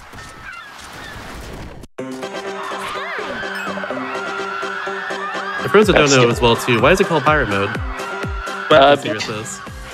So there's the normal mode, which is like your basic, regular mode. You start with none of the major pirate upgrades. And then Pirate Mode is basically your New Game Plus, where you start with all of the additional attack and motion options that you normally collect through the course of the game. So this is why I am able to jump and hover and fly and shoot all of these cool things from the very start of the game, which normally would take me several hours of play to unlock. I do this mode because it's a lot faster and a lot more fun. You can talk to Nori about what speedrunning normal mode is like, because I've never done it. I actually kind of prefer the normal mode movement because it doesn't cheese everything. You actually got to play the game. I see. That's how we're going to be, huh? I haven't run normal mode in years, so I can't really say anything. Like, pirate mode is definitely fun. I will not lie. Love to fly over the screens, honestly. I just jumped over a cutscene trigger there. Like, you're supposed to run into Sky and talk to her, but you can literally just jump over her and not talk to her. And she notices. Like, she'll be upset about this later, but she won't say anything. She'll just quietly bear it. Anyway, here we have the first boss, the RNG Baron. This is one of those, wonderful bosses where you just sort of have to wait for them to allow you to attack. So he can shoot these cannonballs like he's doing now, or he can use his tank and charge at us, which he hasn't done yet, thankfully. Oh, please don't put that out in the universe. It might happen. It might. It could still. We still have a chance. No charges. Wow. That's a great start. Decent enough RNG. Let's go. Pretty good, yeah. And I also I brought out this pike ball here that I'm using because that gets just a little bit more damage in, and it lets me 2-cycle this boss instead of 3-cycle. Or is it 3-cycle instead of 4-cycle? 2-cycle instead of 3. Okay, cool. Anyway, nobody wants to see a 4-cycle ammo baron ever. No, that would be terrible. So yeah, we're just fighting what we thought was a bad guy, but it turns out he's now the legal owner of the town. The town was sold for a box of chocolates, and now we're in trouble. Very much so. You get a nice court summons. They're threatening to cut off Shantae's iconic ponytail. And she's got to basically, it's been put under house arrest, effectively, now, too. So, one part, everyone loves this bathtub. She doesn't actually own one, but it was a good idea to take one anyway. And has now been kidnapped. If you saw a bathtub in your house that wasn't there before, would you take a bath in it? I personally wouldn't. No. You'd think about it. Depends on how tired you are at the time. Depends how dirty I am, too, as well. True. I could have been rolling in the mud earlier. That's more efficient than a shower. Maybe. So this guy here, this is a cacklebat. This is our plot MacGuffin. So when I defeat this thing, it's going to spit out some dark magic, and that is the thing I have to collect 20 of in order to unlock the true ending to the game. This first one you have to defeat. It's here for free. There are 19 others around the game world that we are going to have to defeat and collect. And then on top of that, we're going to have to pick up the 32 heart squids, each of which gives us another full heart of health. So if we collect all of them and turn them in, we can get a full 10 hearts of health, which will be a lot easier to deal with than the 2 we're going to have for pretty much the whole game. Yeah, I'm a big fan of not melting them down, so give them a good home and don't do anything to them. Just give them a good home. Set them free in the ocean. I wish people could hear right now. My cats are currently meowing at my basement door, and it's adorable and sad. Oh no, you had to lock them away. I don't blame you, honestly. Yeah. So the maneuver I just did there, we were talking over it, but that is a vital speedrunning maneuver. That is okay. That was the risky shuffle. Nobody saw that. So the risky shuffle, basically there is a powerful dash move that Shantae has that lets her charge and do damage like this. But usually you need to walk over a long expanse of land in order to charge it up.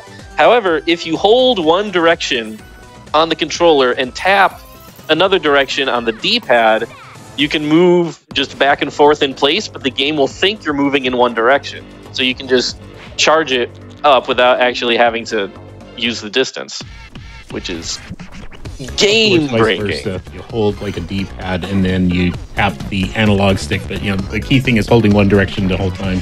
One of the few tricks that the speedrunning crew actually was able to kind of get re-implemented after it was patched out way forward, kind of allowed us to keep that particular one for free whenever they did a patch that actually ruined that ability to do it the way that we can do it nowadays. Yeah, Way Forward, kind of based, actually. Big shout outs to them. Oh my gosh. Okay, well. It's very unfortunate luck. That's a 50-50 drop. He's trying to go for it. It's just not happening. So I need 3 of those. Mm-hmm. I was even trying to glitch them to get multiples out of them. No such luck. That was just an execution. Alright, I got a pincer. Hey. I got 2 of them off of that guy. They're supposed to be able to drop only 1 of them max. While I'm here, I'm going to pick up some money. Because I am... Ow! I am going to need a bunch of money for this run. I'm getting my butt kicked by this. Oh, it's Snake. It's a slug. Okay, there are my flesh pops. That's the community argument over what they actually are. But snakes or slugs? Yeah, I think it's definitely a slug. Everyone else is Snake. I'm Team Snake personally. I thought it was Snake entirely. I'm only basing mine on what the actual programming files of the game say it is. So, if they say it's a slug, I guess it's a slug then. That's my take. But good luck winning that with the rest of the community. All right. Well, this is a run that I probably would have reset by now, honestly, because that was terrible luck. But it's fine. It's only like a handful of seconds lost at the end of the day. But wow, that is some tremendously bad luck. That doesn't really bode well for the rest of the run, does it? I think it's just getting it out of the way early, and the rest of the game's going to be fine. Agreed. I sure hope so. Because I am going to need some decent luck in order to get a good time, because we are going to need some really critical items to drop so we can defeat these bosses quickly. Also, plot stuff happened. Travel brochure, Squid Baron. Don't worry about it. He's going on vacation. After complaining about possibly being another mid-boss or something. Yeah, he's... Sure, it won't be. I'm sure that won't come true. He's having a mid-boss crisis. Yeah. All right, so we're going to bury our court summons in red tape. That's what this old man's doing. He's like, I'll just take care of that for you, and shuffles it away. And I guess we didn't really talk about how she got to the library, but actually leaving town, you couldn't do that until you saved as a mandatory thing that Way Forward put in there. So while you did see the safety save at the beginning of the run, it really wasn't a safety save, it was plot required. But we borrowed our friend Sky's library card to also be able to go to the library. And the guard there was a little surprised that the camera actually changed the entire person's picture rather than just, added or lost weight. The writing in this game is fantastic. If you've never played it casually, I highly recommend it. Oh, absolutely. I beat this game for the first time, I think 2 years ago at this point. Really good game. I remember. I'm pretty sure Casual 2 also got all the dark management heart squids, so hell yeah. Yeah, me too. I was trying to do so really quick because there's some speedrun achievements built in. And when I was doing that, I was like, wait, this is actually super fun. Moving like this, I'm going to actually speedrun this. And so I did. And I ended up getting the world record, and that annoyed the Shantae community at the time because I had not reached out to any of them because I didn't know they existed. Sorry about that. Alright, so now I've got some proper money. I have to drop down here and I'm going to buy some critical things. I have to buy some pirate flares, which let me instantly return to the start of an area, and I'm going to get a super pike ball, which will help me with a boss later on. And I almost ran right past this heart squid. I have forgotten this guy so many times. He's the easiest one, too. But I understand, because, again, we never come into this room otherwise, because this is where you would actually turn in those little cute guys for extra health, and because we don't do that in Speedrun, it's easy room to forget.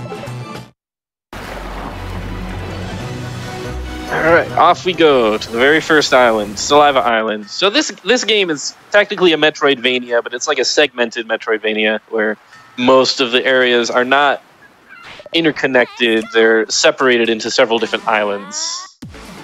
Half Genie Hero did the same thing, but not quite as well, if we're being honest.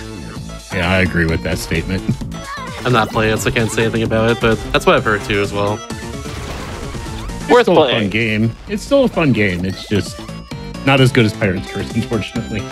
Yeah. Nah, it's still Pirate's Curse is still my favorite in the series, though Seven Sirens, the most recent release, is also very good. Yeah. I got the Just asking how long you've been running this game, Sound. I've been running this game since roughly December of 2014, which is when I picked the game up. Wow, okay, so just about a little under 10 years. 10 months before me? Yeah. Just about. Yeah. I started in late 2014, and I took it to SGDQ 2015 in July. So and that's the run that I saw that got me into this series.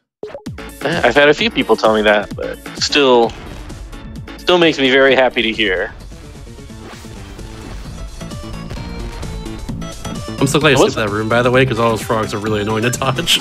Oh yeah, pirate gear makes that room so much easier than any other way of playing it. Oh, you did get the cut. Nice, congrats. I have not done that in years, literal years, since I last got this trick. So they saved it a little bit of extra time, a little less time with the smoke animation, the ham stink animation there. So really well done. Thank you. A couple of things that just occurred there. So he also did 3 pauses. That was actually intentional because it causes the Gigalumix in the background to not spend time blinking for like 30 seconds before he opens his mouth and starts drooling everywhere. Just an incidental find because of overmashing that kind of led that to becoming the standard thing to do in the speedrun. Yeah, on top of that, you saw that I managed to trigger a dialogue box at the same time I fell into that pit, and that skips another cutscene of the Gigalumix inhaling the scent of ham, and that's really, really difficult to do, and I had no expectation I would pull it off, so I'm very shocked. I'm glad you're getting to show off all the fun stuff. Me too. I'm going to try showing off some fun stuff in Tanline Temple. I don't expect that to go very well either, but I'm going to give it a shot. So we picked up this petrify spell. This guy's been pining over his wife, who's obviously petrified in the background, and he thinks that this is going to be the way to resolve everything.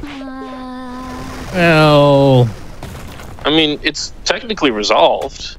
It is technically resolved. I think they're fine. It's really hard to say for sure. I think that this pile of rocks that are down here at the bottom when you go in here, those have always been there, for sure. Oh yeah, no problems here. So I'm going to immediately turn around, and I have just entered basically an Easter egg dungeon. This is a recreation, I believe, of one of the first dungeons in the first Shantae game. Correct. And it's supposed to mostly be here as an Easter egg, but there are keys in here. And the thing about Shantae keys is that they can be used on any door, anywhere. So I'm going to pick up 2 really quick keys here, and some money while I'm at it. And this will allow me to skip getting much slower keys later in the game. I'm gonna pick up all it was a great find that we decided to get these routed in here. We discovered the keys were like Zelda 1 keys, and it doesn't really matter where you use them. It just needs to be on a door. So this kind of like anyone who's done GBC before, it's kind of a good place to go because you get that little nostalgia kick. As well as very purposeful things, and believe me, this will save a ton of time by comparison to the intended routing that devs want you to do. Absolutely. There are so many keys they could have us get in Tanline Temple that I no longer have to get. Someone in chat said, I didn't know this place existed. You're not alone. It's very well hidden. Many people may not even know today. I didn't know either myself until right now. There's actually a second hidden area in another dungeon that just leads to like a battle gauntlet. I don't remember which dungeon it is. It's actually in the sewers. In the sewers. Okay. Yeah, it's in the sewers that you find that. Yeah, unfortunately, that secret is not beneficial to the speedrun. Nope. So, okay, I just got all 3 heart squids. In every dungeon, there are 3 heart squids to pick up. So, that's the nice thing about the DMHS category is that it makes me explore a lot more of the dungeons than you would otherwise see. Especially the Oubliette of Suffering, which normally we just skip right to the end.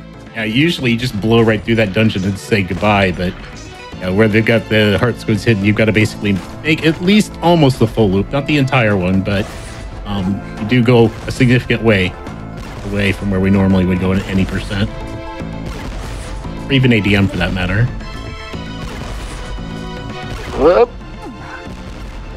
How have you guys always had this much health? I guess so. If you don't pogo on them a bit, that certainly can happen. Because the pogo damages them both at the same time. Oh, I guess that's true. Oh well, it's too late now. Yeah, we got through it. The important thing. All right. All right, don't blink. This is going to go very quickly. What was that, Blink? Yes, please. This guy will wish he would, that's for sure. Oh, yeah. And All right. phase 1 done. Damn, okay. Yeah, just wedging ourselves between the boss and the ceiling. And gonna do that again.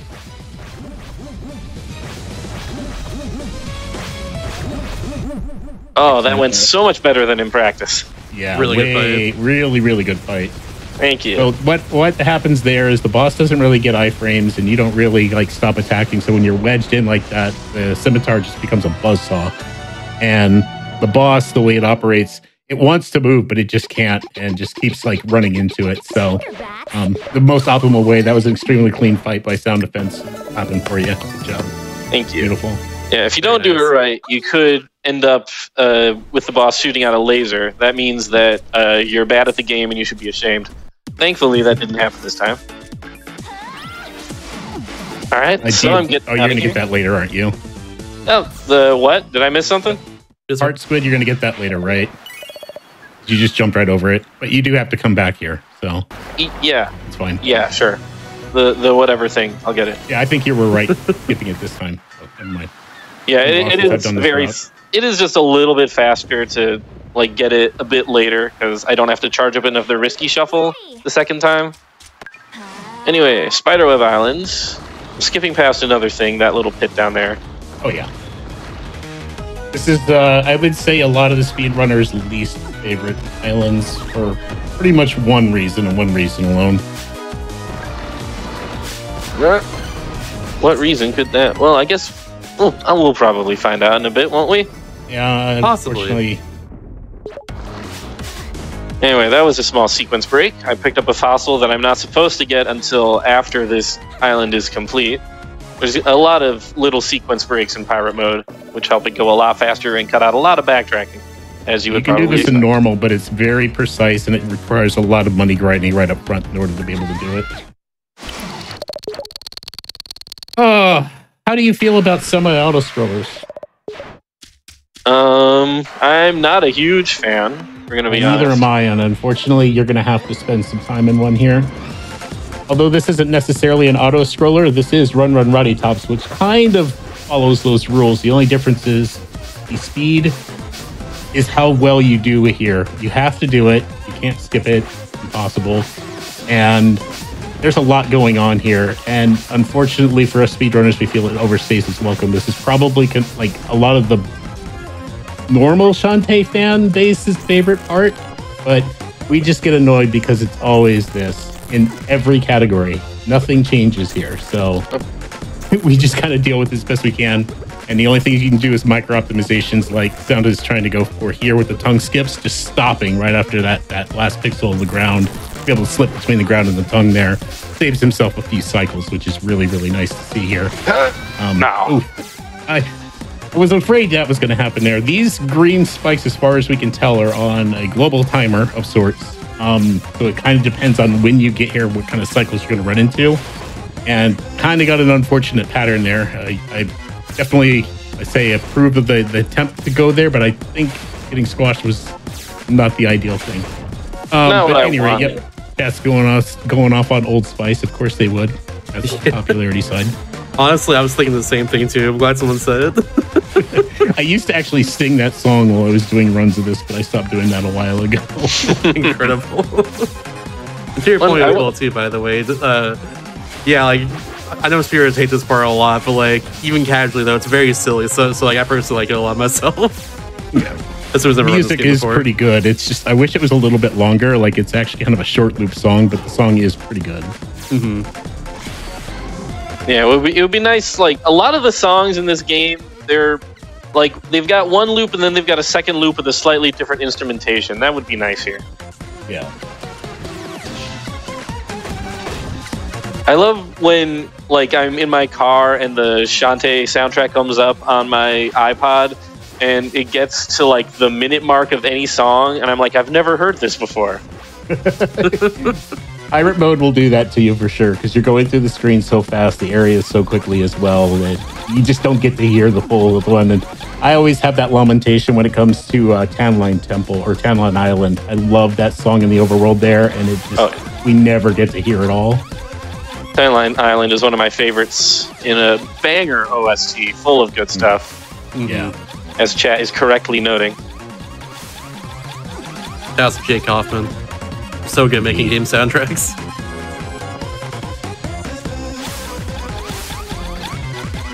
So I'm only going to dock you for not doing the stake jump back and pit sound defense. That's good thing this isn't a PB attempt. I don't even remember what the stake jump is. That's fair. It's been a while, I get you. It has. It's something I had to de-rust over the past day or so. Thankfully, I find that this is a really good speedrun to get into if you haven't done a lot of speedruns before. It's not like a speedrun where you've got to do a lot of, quick actions per minute and not a lot of difficult execution. There's execution stuff here and there, but mostly it's like you can just set Shantae to charge and just let her go for a little while. Yeah, this speedrun was my actual first one to learn, so I'll test. I'll be kind of a living testament to what Sound Defense said. That this is a very good first speedrun for anyone looking to get into the hobby itself. This one particularly actually puts a lot more skills to the test than what you see. I mean, obviously there's the pirate mode movement and getting used to that, but this run is very completable. Pretty much no matter what, as long as you maybe take a safety save here and there at early doors until you get used to it. As it relates to the items that we go for optimal boss kills, that's the one thing you've got to keep track of is a mental picture of the menu, what you've gotten from drops from the monsters, and you have to do a bit of math in your head because there's always a backup if you're not getting the item drops that you need from the monsters and stuff, that you can buy them from the shop. You just have to kind of know how much you want to buy, so you have to kind of learn what the shopping menu is, be able to do that math on the fly while there's maybe a long stretch of screen that you're running through and you're just kind of no-braining it, and then allocate your time to doing that. So it's a very versatile speed run. Like I say, it's easy to get a good time even without optimal things happening, but it takes practice. And nothing easier than trying to do math and speed run a game at the exact same time. Yes, indeed. Simplest thing in the world. Quick, what's 9 plus 10? 9 plus 10, 19? Close enough. What numbers did you even say? I was speedrunning. 9 plus 10. I would hope the correct answer is close enough. Alright, so that's done. We never have to do that again. In fact, the game won't even let us. Yeah, Shantae refuses to go back into Run Roddy Tups if you try. She's like, So a couple things I'm doing right here. One is I'm leaving and coming back to skip the explosion animation. Another is I am going to buffer that charge because there are a couple of room transitions in this game. For some reason, you cannot carry a dash charge through them. And the way we get around that is we will get ourselves all the way charged up, then do the room transition, and then let loose the charge on the other side. Yeah, it skips whatever block is there in the programming. I always say that Shantae just trips over a pixel or something when she tries to do it, but oddly enough, it seems like those only occur on loading screens that are at the top of the actual screen, and never at the bottom. So it's weird, but that's what we've kind of noticed based on the design. All right, Cackle Tower, we're going to see a lot more than we normally would here. He's got to kind of go around. Are you going to do the fun mouth cannon trick? Or okay, no need. I think I'm thinking of a normal. No, that couldn't be a normal strat because you still require the cannon to do it, so never mind. But yeah, that's just a simple way there. The way to actually get that one intentionally is from underneath. There's a hidden cannon in the floor that would launch you up there. Oh, yeah. What is the fun mouth cannon trick? Now I'm curious. I want to know a fun trick. There was like a one of those mouth cannons. You could boost yourself into the wall to the right, use your hat to float underneath, and then cannon up underneath from there. So it's not much. It's a little bit faster than what you did, but it's very tight and very picky. Oh, yes, I know what you're talking about. Once upon a time, I was good enough at this game to do that. Same. It used to be. All right, so we just got our keys here. This should be. You don't have to go down for that. No, There's nothing down there. Yeah. I got that extra key in the dribble fountain. So we're using, I think, at least one of them here, and then that will still leave us enough to be able to get through Tan Line Palace. We don't want to call it Temple, but I guess it is Temple. Without having to do the intended route of going all the way around to pick up the additional keys. So, this is just optimal routing to pick up the keys to not have to worry about any locked doors anywhere. I don't blame you for this. This boss fight's scary if you're going for the speed strat. This is one of 3 safety saves I plan to do in this run. This boss is the worst boss in the speedrun.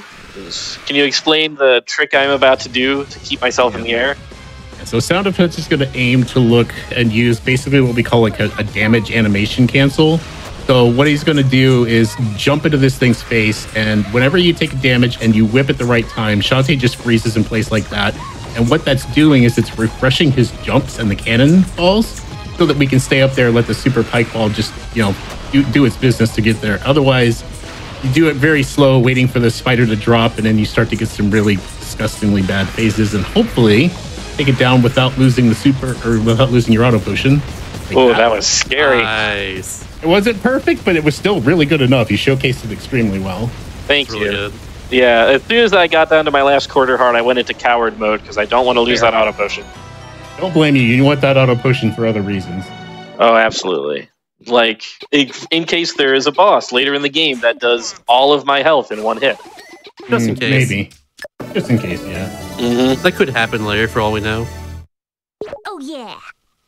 Anyway, remember that cackle bat I destroyed earlier? Gonna pick him up now. I'm glad you remembered. I don't think anyone's ever potentially left that behind by accident. Oh no, never. Who would do that? I don't know. Some really old guy. All right, so we are done here. We're going to go ahead and...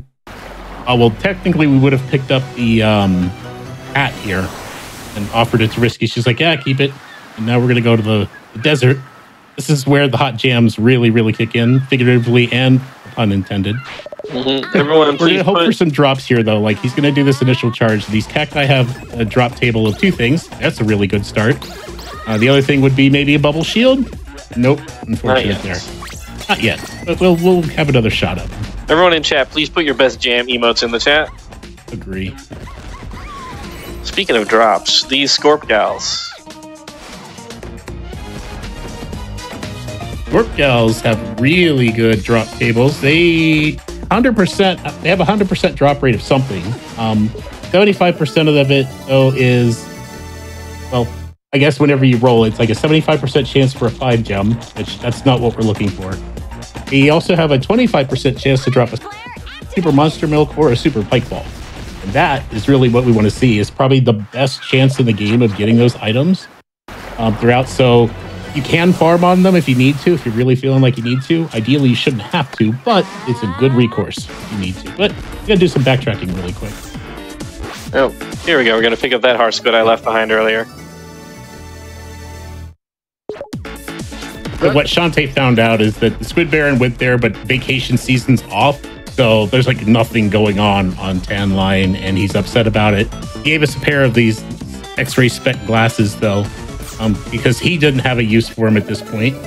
So we're going to use that to go back and get some information, because in order to progress, we got to go find ourselves a passcode. First, a bit of farming. Yep, this is where I'm going to do my first bit of money grinding. Hopefully my only bit, but that would require me to be very lucky. So I need to pick up, I would say, at least 360 gems here for my hair upgrades and another set of pirate flares. If I'm going to be one-cycling some of these later bosses, I need to increase my DPS. Just a little bit of speed and safety, obviously, to be able to kill them as quickly as possible. Any percent wouldn't necessarily get these kind of things, but because we're in a... we have like a bigger fight at the end of this than any percent would, it's really good to have the up DPS to make sure that goes smoothly. Yeah, you do not want to multi-cycle. Where's the last pot? There it is. Here it is. You don't want to do more than one cycle on the final boss, because that's going to lose you like 30 seconds to a minute or something disgusting. It's at least a minute. It might be even more. That's awful. Oops. This room is the worst. That's what I wanted to do, except for the part where I get hit at the end. All right, so right now I am trying to find these 3 sarcophagi split around the world, because they're going to give me the code to enter Tanline Temple. So the first one is here. The second one has been found by somebody in Scuttletown. I think the hint of that is you'll find like the base of it sitting in the desert, and it says, I gotta take this back to so-and-so. And here's so-and-so. Here's so-and-so. Sky's dad and mom come to visit their daughter, who's currently trying to date Mr. Barracuda Joe, but unfortunately he ends up reading the inscription on the sarcophagus, and it's too early to meet the parents. This always happens. Yeah, that's true. You shouldn't just meet them on day one, that's for sure. All right, so I'm picking up these pirate flares, 1 shampoo, and 2 silky creams there. So that will cover the basic necessities for the rest of the run. But now we have to cross our fingers and hope that the Scorp Gals drop some useful items, or else I'm going to have to grind for some more money later. I don't want to do that. I believe. Come on. Those guys weren't too friendly. Yeah, they weren't too friendly at all. All right, next is the Skelebros. Come on, some super pike balls, please.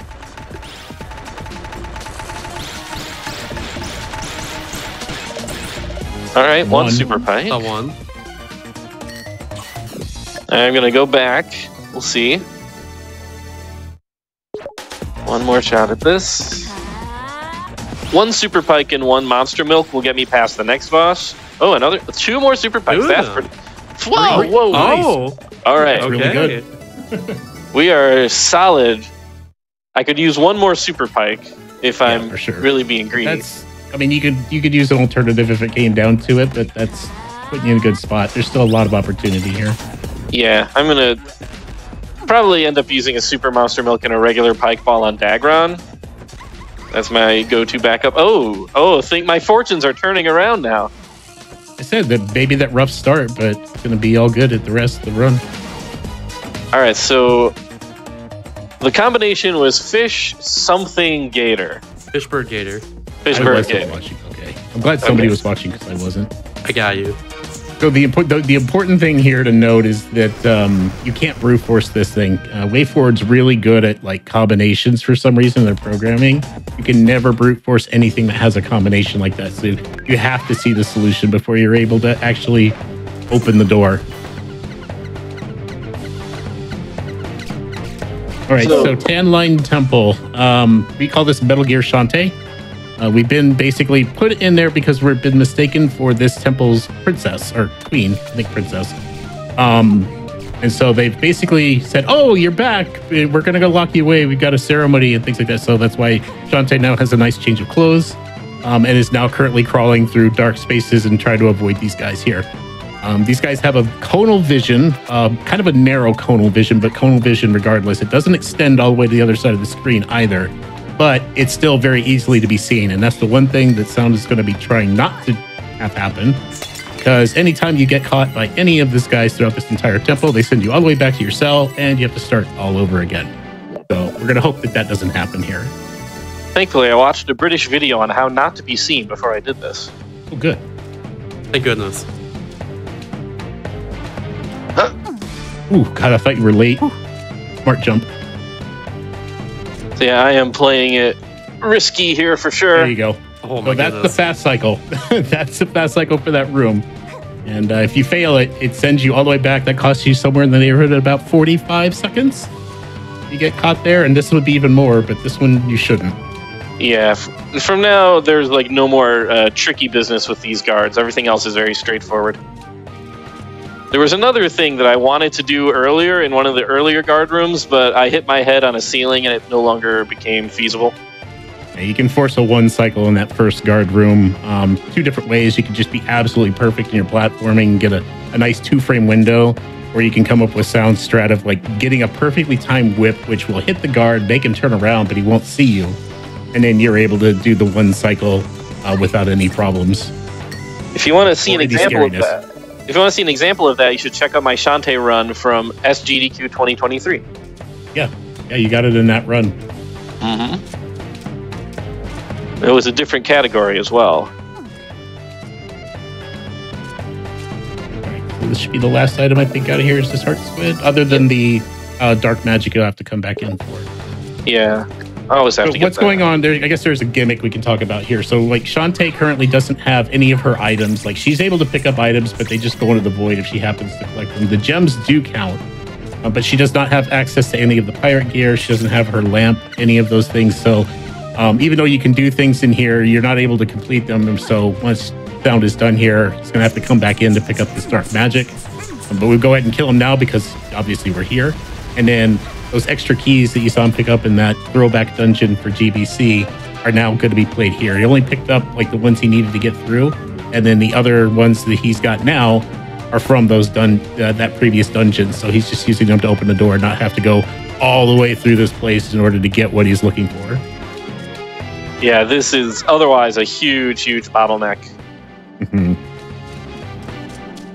Yeah, during one of my practice runs earlier, I accidentally walked through an extra door, and I thought I had ruined everything by using one too many keys. But thankfully, I had picked up one extra because I had forgotten the route, and it somehow magically all worked out. It still worked out, yeah. I did not pick so up. Now that we've broken out our friends and wondering why they're here, we're going to find out the story, and basically, when we get inside, you'll kind of find out. So the princess has been missing. They all have been mistaken as the princess. There's our princess in the background, and he's like, "Oh, you're all here," but then, hey, magically the real princess shows up, and she went to the store for 30 minutes, got herself a nice loaf of French bread, and you just got to think how efficient these guys are of like taking hostage 4 women in less than 30 minutes. These guys are very efficient. This cannot be the first time this has happened. Oh, I imagine not. I think that, based on talking with these people, if you actually get a chance to, I think you'll learn that it's a frequent occurrence. And they're well practiced at it. All right, time to leave and never come back. Thank goodness. Yeah, just have to run in and pick up that dark magic I killed earlier.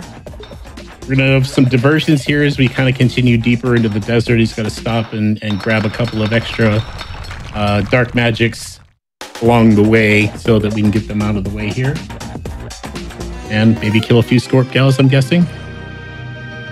1 and 4. That's a free menu check because the music, you can't do anything, but it allows you to go into that menu, so you're not wasting time by going there unless you do it for too long, obviously. But kind of nice to get a good status check on where you are from an item perspective, so you can start planning the rest of your run on what you may need to do from either compensatory shopping or other needs here. But you still hope for some RNG drops to cut back on that. Definitely. I'm really good on pike balls, not doing so hot on monster milk. Yeah, the monster milk's a little low. You only have the one of each. I was hoping to get more of those because those are more expensive in the shop than pike balls are. Of course.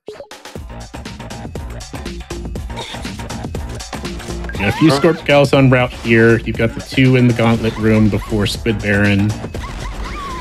Hopefully the 25% rolls will kick in and we can stop with 75% rolls. That's monster milk. There we go. Got one, hell yeah. I need super monster milk. Alright, down here. You'll notice Missed this one. Yeah, you'll notice that every other death pit in the game has skulls coming out of it, but that bit of quicksand has no skulls, which is your one and only clue that there's something down here. Easy to overlook.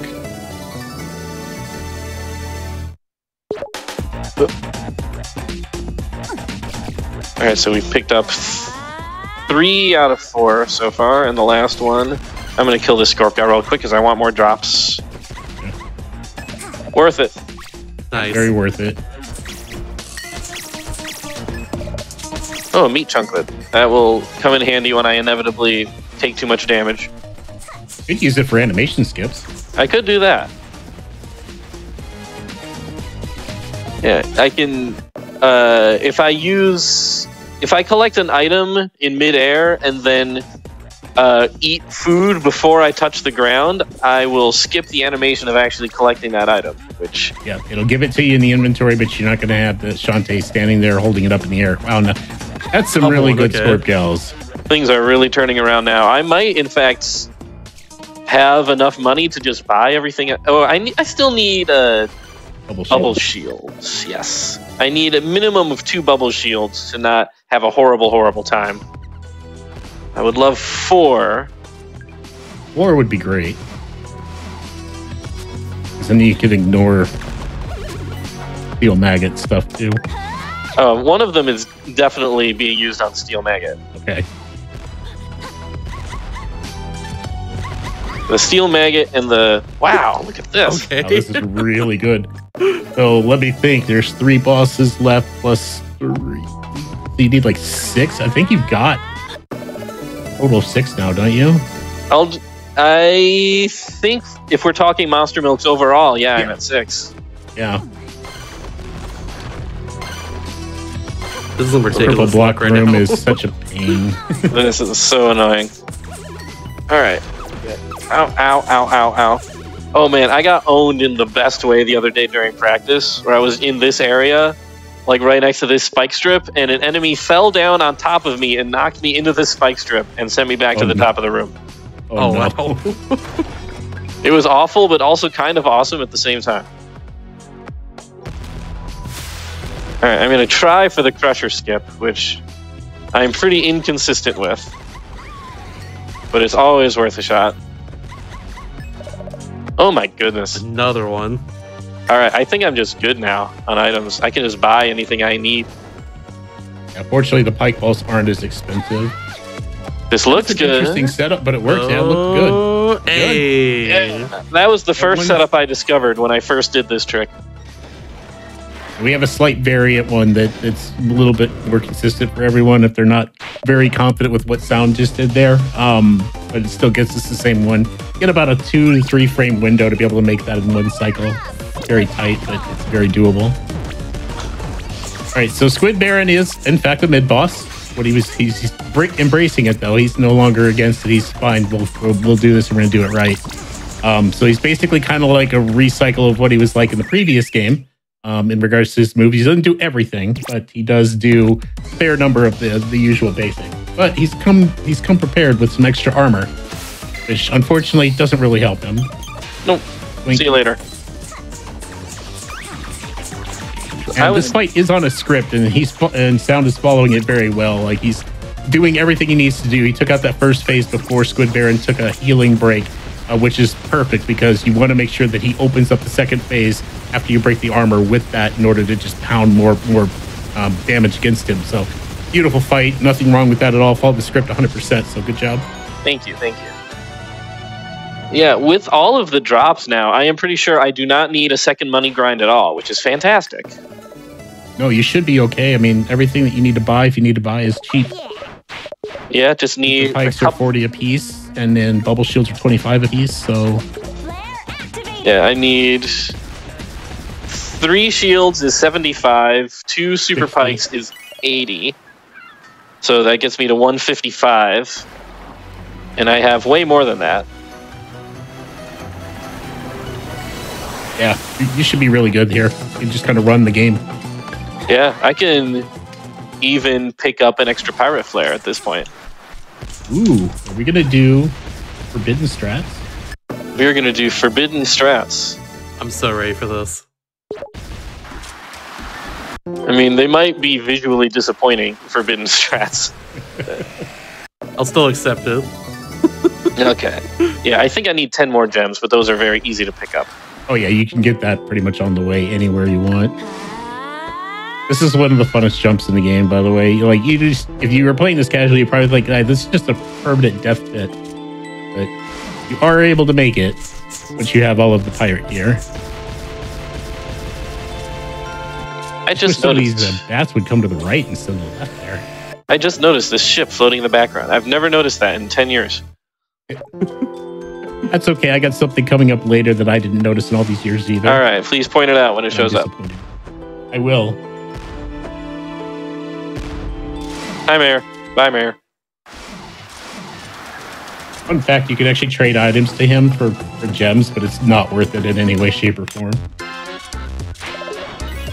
So this is an important stop he's making here. Many a runner has probably gone ahead and gone to the next island without making this pit stop. That death mask is very important. If he were to go on without having come here, he'd have gotten to the end of the island and been very upset that he wasn't being let in. And then would realize exactly what had done wrong. So fortunately, we won't run into that problem. And just going to have fun watching him blast through this area with zero issue. Yeah. Going through Mudbog forward in pirate mode is really, really fun. Going through it backward is an absolute nightmare. So we never do it. You don't want to have to do that. Yeah, we can just run and jump and charge our way through this whole area. Timing the jump so he doesn't bonk his head on any of the protruding ceiling parts. All just a practice. Everyone's kind of got their own little flair on how they do it, but they all work as long as you do it all correctly. And I also die a lot here casually, especially. This area is really hard normally. Oh, yeah. This is actually... Yeah, this is where the game really does kind of like kick in the difficulty factor. Everything's been okay and manageable. And then suddenly you get here and you're just getting swarmed from all angles. And everything's doing like 4 points of damage, 3 points of damage, and it adds up really, really quick. Yeah, just like 2 hits from enemies and I'm basically on death's door. Yeah. Thankfully, when you are charging, you're basically invincible. Except for pits. Yeah, don't fall in pits. Who would do that? Who would fall in a pit while charging during a speedrun with 1,000 people watching? No one I know of. Nope. Not I, that's who. I'm not playing the game. Alright, the Village of Lost Souls. We're technically trapped in here right now. We are not allowed to leave until we complete the dungeon, which is a fact I frequently forget because we don't do that anyway. You could actually walk out of here. Can you? I ask you to do it, but yeah, I don't think you're locked in here in any way. Oh, I thought that was like the whole mechanic of it. Like everyone is trapped inside until the big muscular manly man beats them up. Ultimately, you are correct. Normally, the front door isn't open though, so no, I don't think anyone's even thinking about trying right now. One of these days, I'll give that a shot and see what happens. Yeah, for sure. I say now may not be the time. Anyway, we're going to be picking up these coins. Let me go around grabbing these. It's for an extremely difficult and like harrowing game of skill later that he's going to need to be prepared for. So we got to kind of grab those. There's not too much to worry about here. The big dangers that you've got are twofold. There's these Reapers, which do a significant amount of damage should he take a hit there. Ow. And then the room coming up after he gets this dark magic here has a bunch of randomly spawning ghosts. And even though they don't hit particularly hard, they juggle you or can juggle you, and it can be very painful very quick, especially when he's currently going in there with four health at this point, 1 single heart. Oh yeah, You have to be very cautious. I expect I will get slightly owned in here. I hope not. I think this room just makes everyone just unhappy. That doesn't help when they get in the way, though. All right, there's my 10 gems. There you go. Easy. Up and over. Okay. And over. I'm going to try doing that twice on the way out, but it's going to be one of those instances where I have to buffer the charge going in because of spacing issues. Was that how that worked with the jump? I usually just go for the momentumless boots on the first one. Yep. Up. Up, bonk. Now I have to show this off. You did put it out there. Yeah, there we go. Hey. Hello, ghosts. Goodbye, Okay. ghosts. Then right in... Oops, why did I jump? Right in here is the final heart squid of the area, not including the one in the dungeon. The one and the one at the entrance. Oh, I forgot about the one at the entrance. That's fine. You can get it on the way out. Yep, we'll be good. All right, time for that skill game. Yep, here's that game of skill. We're going to be playing heads or tails. And we're just going to match heads because it's quicker. Saves a frame of menuing. You can buffer down to tails, but what's the point? You just basically have to get it correct on all of them here. Fortunately, Way Forward wasn't a complete monster about this. And they do give you kind of a mercy rule. So if you happen to lose 3 times, they'll just give you the pass. Doesn't matter what you pick. It'll always be correct after you fail 3 times. So I've seen worse. At least it didn't carry you to Red Gamer and Red Gamer telling you tales, which just, it hurts your soul to the very core whenever that occurs. Crushing. So yeah, I would take that in a normal run for sure. That was the exact same RNG I got in both of my practice runs. Oh, game's not being very RNG then. I mean, it gave me all the items, so I'm going to forgive it for this. Yeah, I would too. Now, this part right here, what I just realized today is the music that plays while you talk to him is actually the theme from Karnoff. Is it really? Yes, it actually is Karnoff's theme. So, answers the long-standing question of the community is, who is that guy? Could be Shantae's dad, or it could be Karnoff. It's actually Karnoff. Maybe could still be Shantae's dad. Who knows? But maybe Shantae's dad is Karnoff. Yeah. Ooh. Here's some interesting news. All right, so this is the dungeon we would normally just be done with. Risky Shuffle breaks this thing wide open, but we have to do some detours since we're doing DMHS. Also, that pot down at the bottom is a full health restore if you ever get in here and you feel like you're in trouble. Am I in trouble? Not the intended way to get this, but it works. Risky Shuffle again, just kind of making things very easy to do there. Normally you have to kind of use this page puzzle to be able to line up to be able to get a charge to break these blocks, but we're going to take a little advantage of what this does. And you can run on this lava. Remember to jump at the right before those blocks pop up. So steel, water, lava like that, you can absolutely just run on without any issues here. Uh-oh. Uh-oh. I did not realize how many jumps I had. Yeah, that's on me.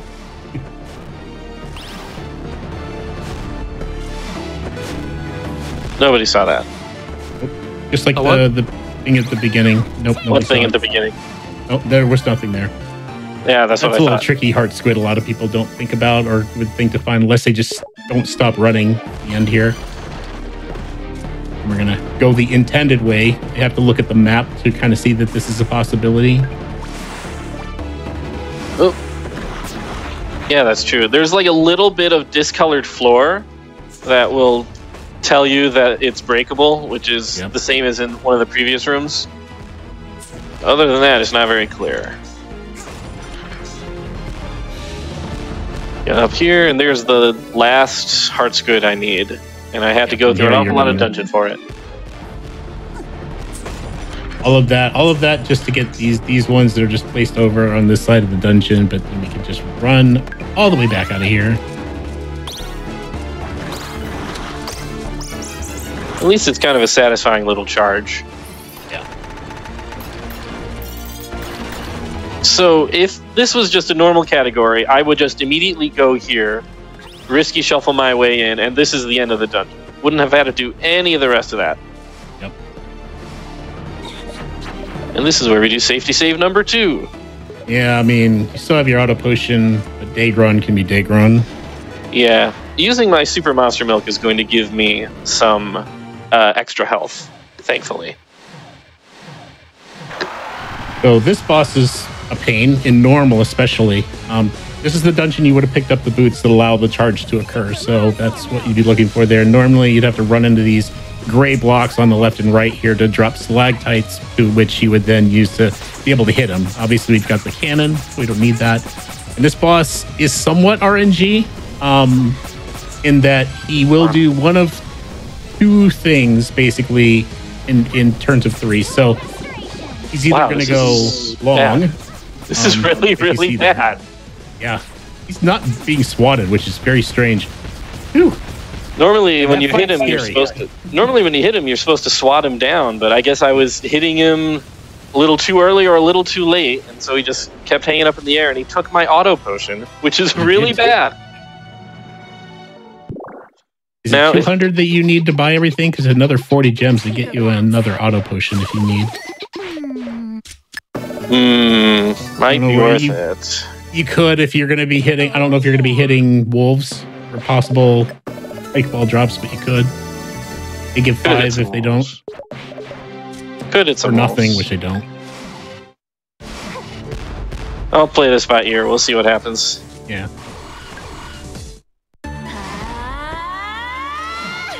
So on the way out, I have to get one more heart squid. Yep, right over here.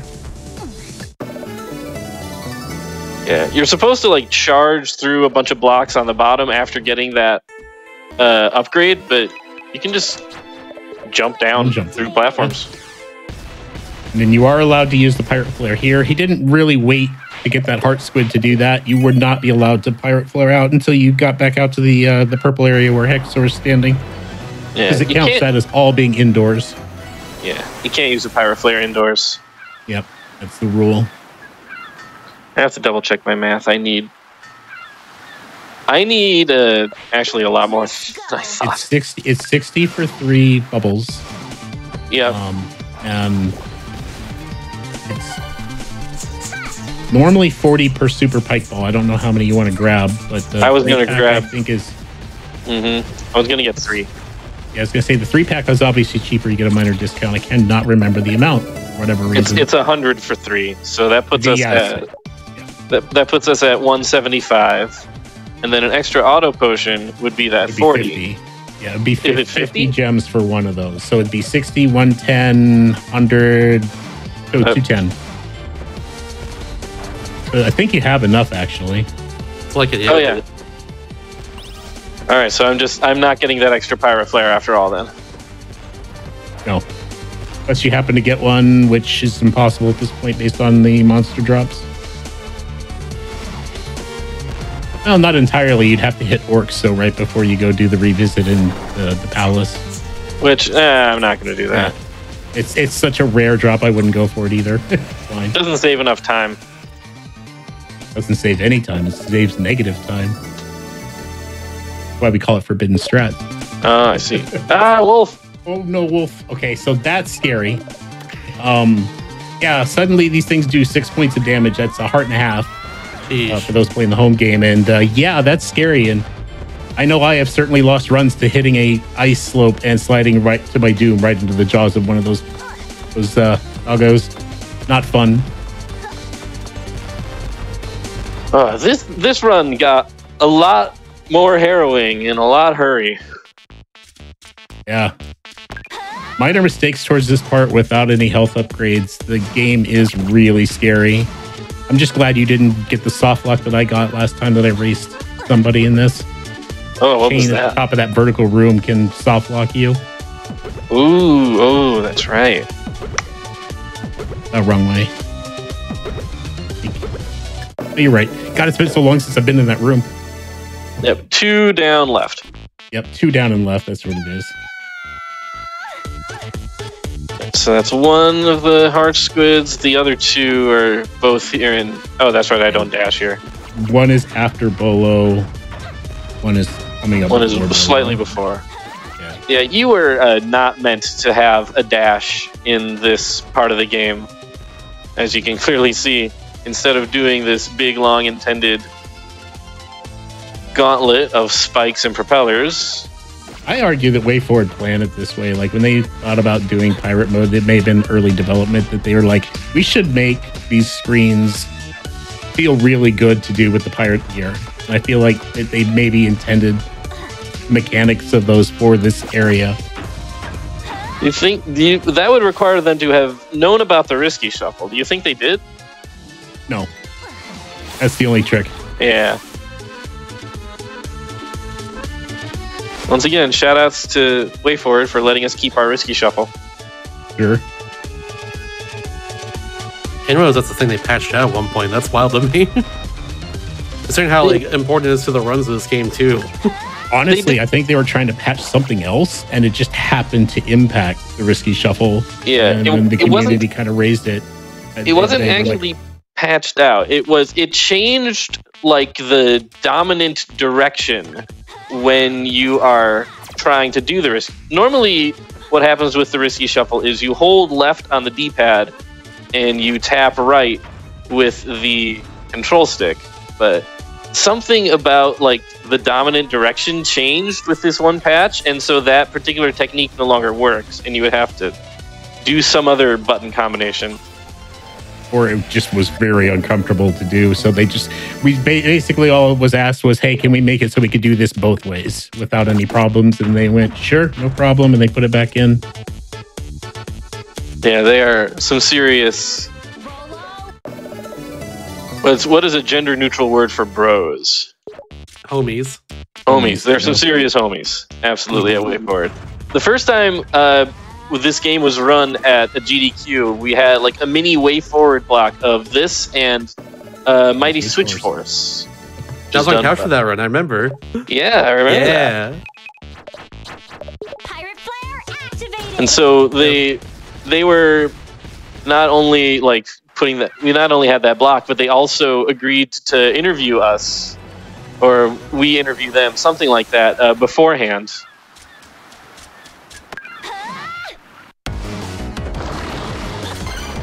Which was super, super cool of them. That was a lot of fun talking to the Way Forward devs. Ow! This Cacklebat also kind of sucks. But that it's the room design. That room is so painful. It is not a fun room. That should be the final Cacklebat in the game. So now I should have all the dark magic. And so now I'm just doing a little bit of unskippable backtracking. We're on the big long quest to help the Ammo Baron for some reason. Techno Baron. Oh, both. I don't know. Maybe both. They're in cahoots with each other. Yeah. Techno Baron, the Ammo Baron. So for those that don't know, what does getting all dark magic do for you? So all dark magic is what gives you the good ending to the game. You don't need like 100%, like you don't need to get all the heart squids, you don't need to buy everything from the store. It's all based on finding all 20 of the Cacklebats, defeating them, and taking their magic. So what that gets is a really, really cool final boss fight. Obviously, we'll be seeing here for sure. Gotta agree, that final boss fight's so cool. Yeah. We'll be pointing all dark magic for that casual when I played this. Alright, so let's make sure I do this right. I need 3 bubble shields. I need 3 super pike balls. I need 3 bubble shields. You can buy one auto potion. Should be at the top. Yeah, that's right. That way you have it just in case anything goes awry. Okay, there we go. Also, might not be clear, but the music has changed in Scuttletown as the Ammo Baron slowly takes over. A little bit more Ammo Baron-y. Good way of putting it. He's converting the town from kind of like that kind of beat up condition to something a little bit more militaristic, as his style would indicate. Something way cooler. And more metally. Oh, yeah. There we go. So I'm picking up the 3 heart squids that I have been passing by and just not getting. There we go. So I could have gotten these. All 32 of those. No, there's still 3 more in the abandoned factory that I have to pick up. Oh yeah, of course. I keep forgetting about that. All right, check out this cool guy. Look at him. He's so cool. He's awesome. Hey guys, we should go get matching purses. No reason they should just be for ladies anymore. Am I right? Hey fellas, don't leave. Fellas, come back. And with those magic words, he becomes Grandson. Or legally distinct He-Man, as we like to say. Pretty much, yeah. Flare activated. I wish I had a sword to hold aloft while I said that. Oh, you should have told me. I could have driven out to Minnesota. Given me a sword? A whole sword? Damn, I'm jealous. Not like that style, obviously, but I would have had. I do have stuff I could have used. That's pretty sick, honestly. Anyway, Barracuda Joe has decided that maybe this is not the right family to marry into, wisely. Being petrified gives you plenty of time to think, for sure. I can't You're not making the classic error of not talking to Ammo Baron to shoot the cannon. So the thing about that cannon, Bolo was involved in the creation of the aiming module that went into that thing, and the intended target was Sequinland Palace. Seems like they might have missed their mark just a little bit. And with that, suddenly Bolo becomes the actual true hero of Pirate's Curse. Who could have guessed? Who would have thought? Fun fact: I in appreciate later, you not killing Barney, by the way. Thank you. oh yeah, everyone loves Barney. Fun fact I didn't realize until a little while ago is that in later games, Bolo is voiced by Ross O'Donovan, aka Rubber Ross. Oh, really? Yeah, you can see his name in the credits for Shantae and the Seven Sirens. Ow.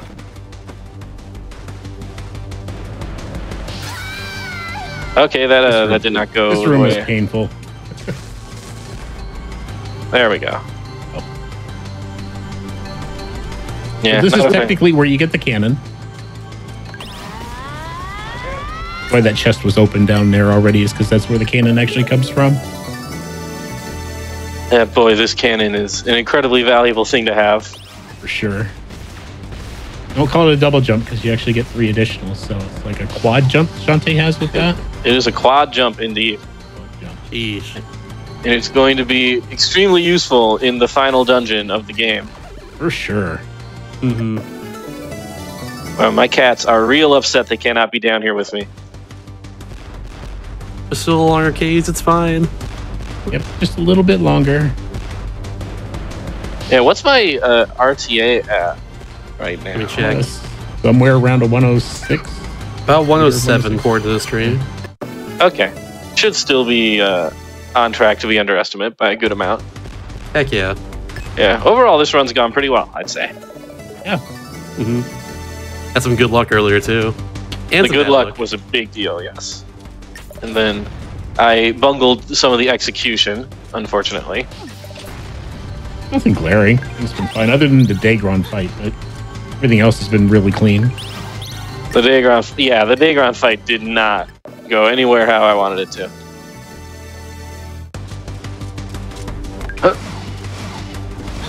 Oh, shoot. I was almost cool. I almost dashed through.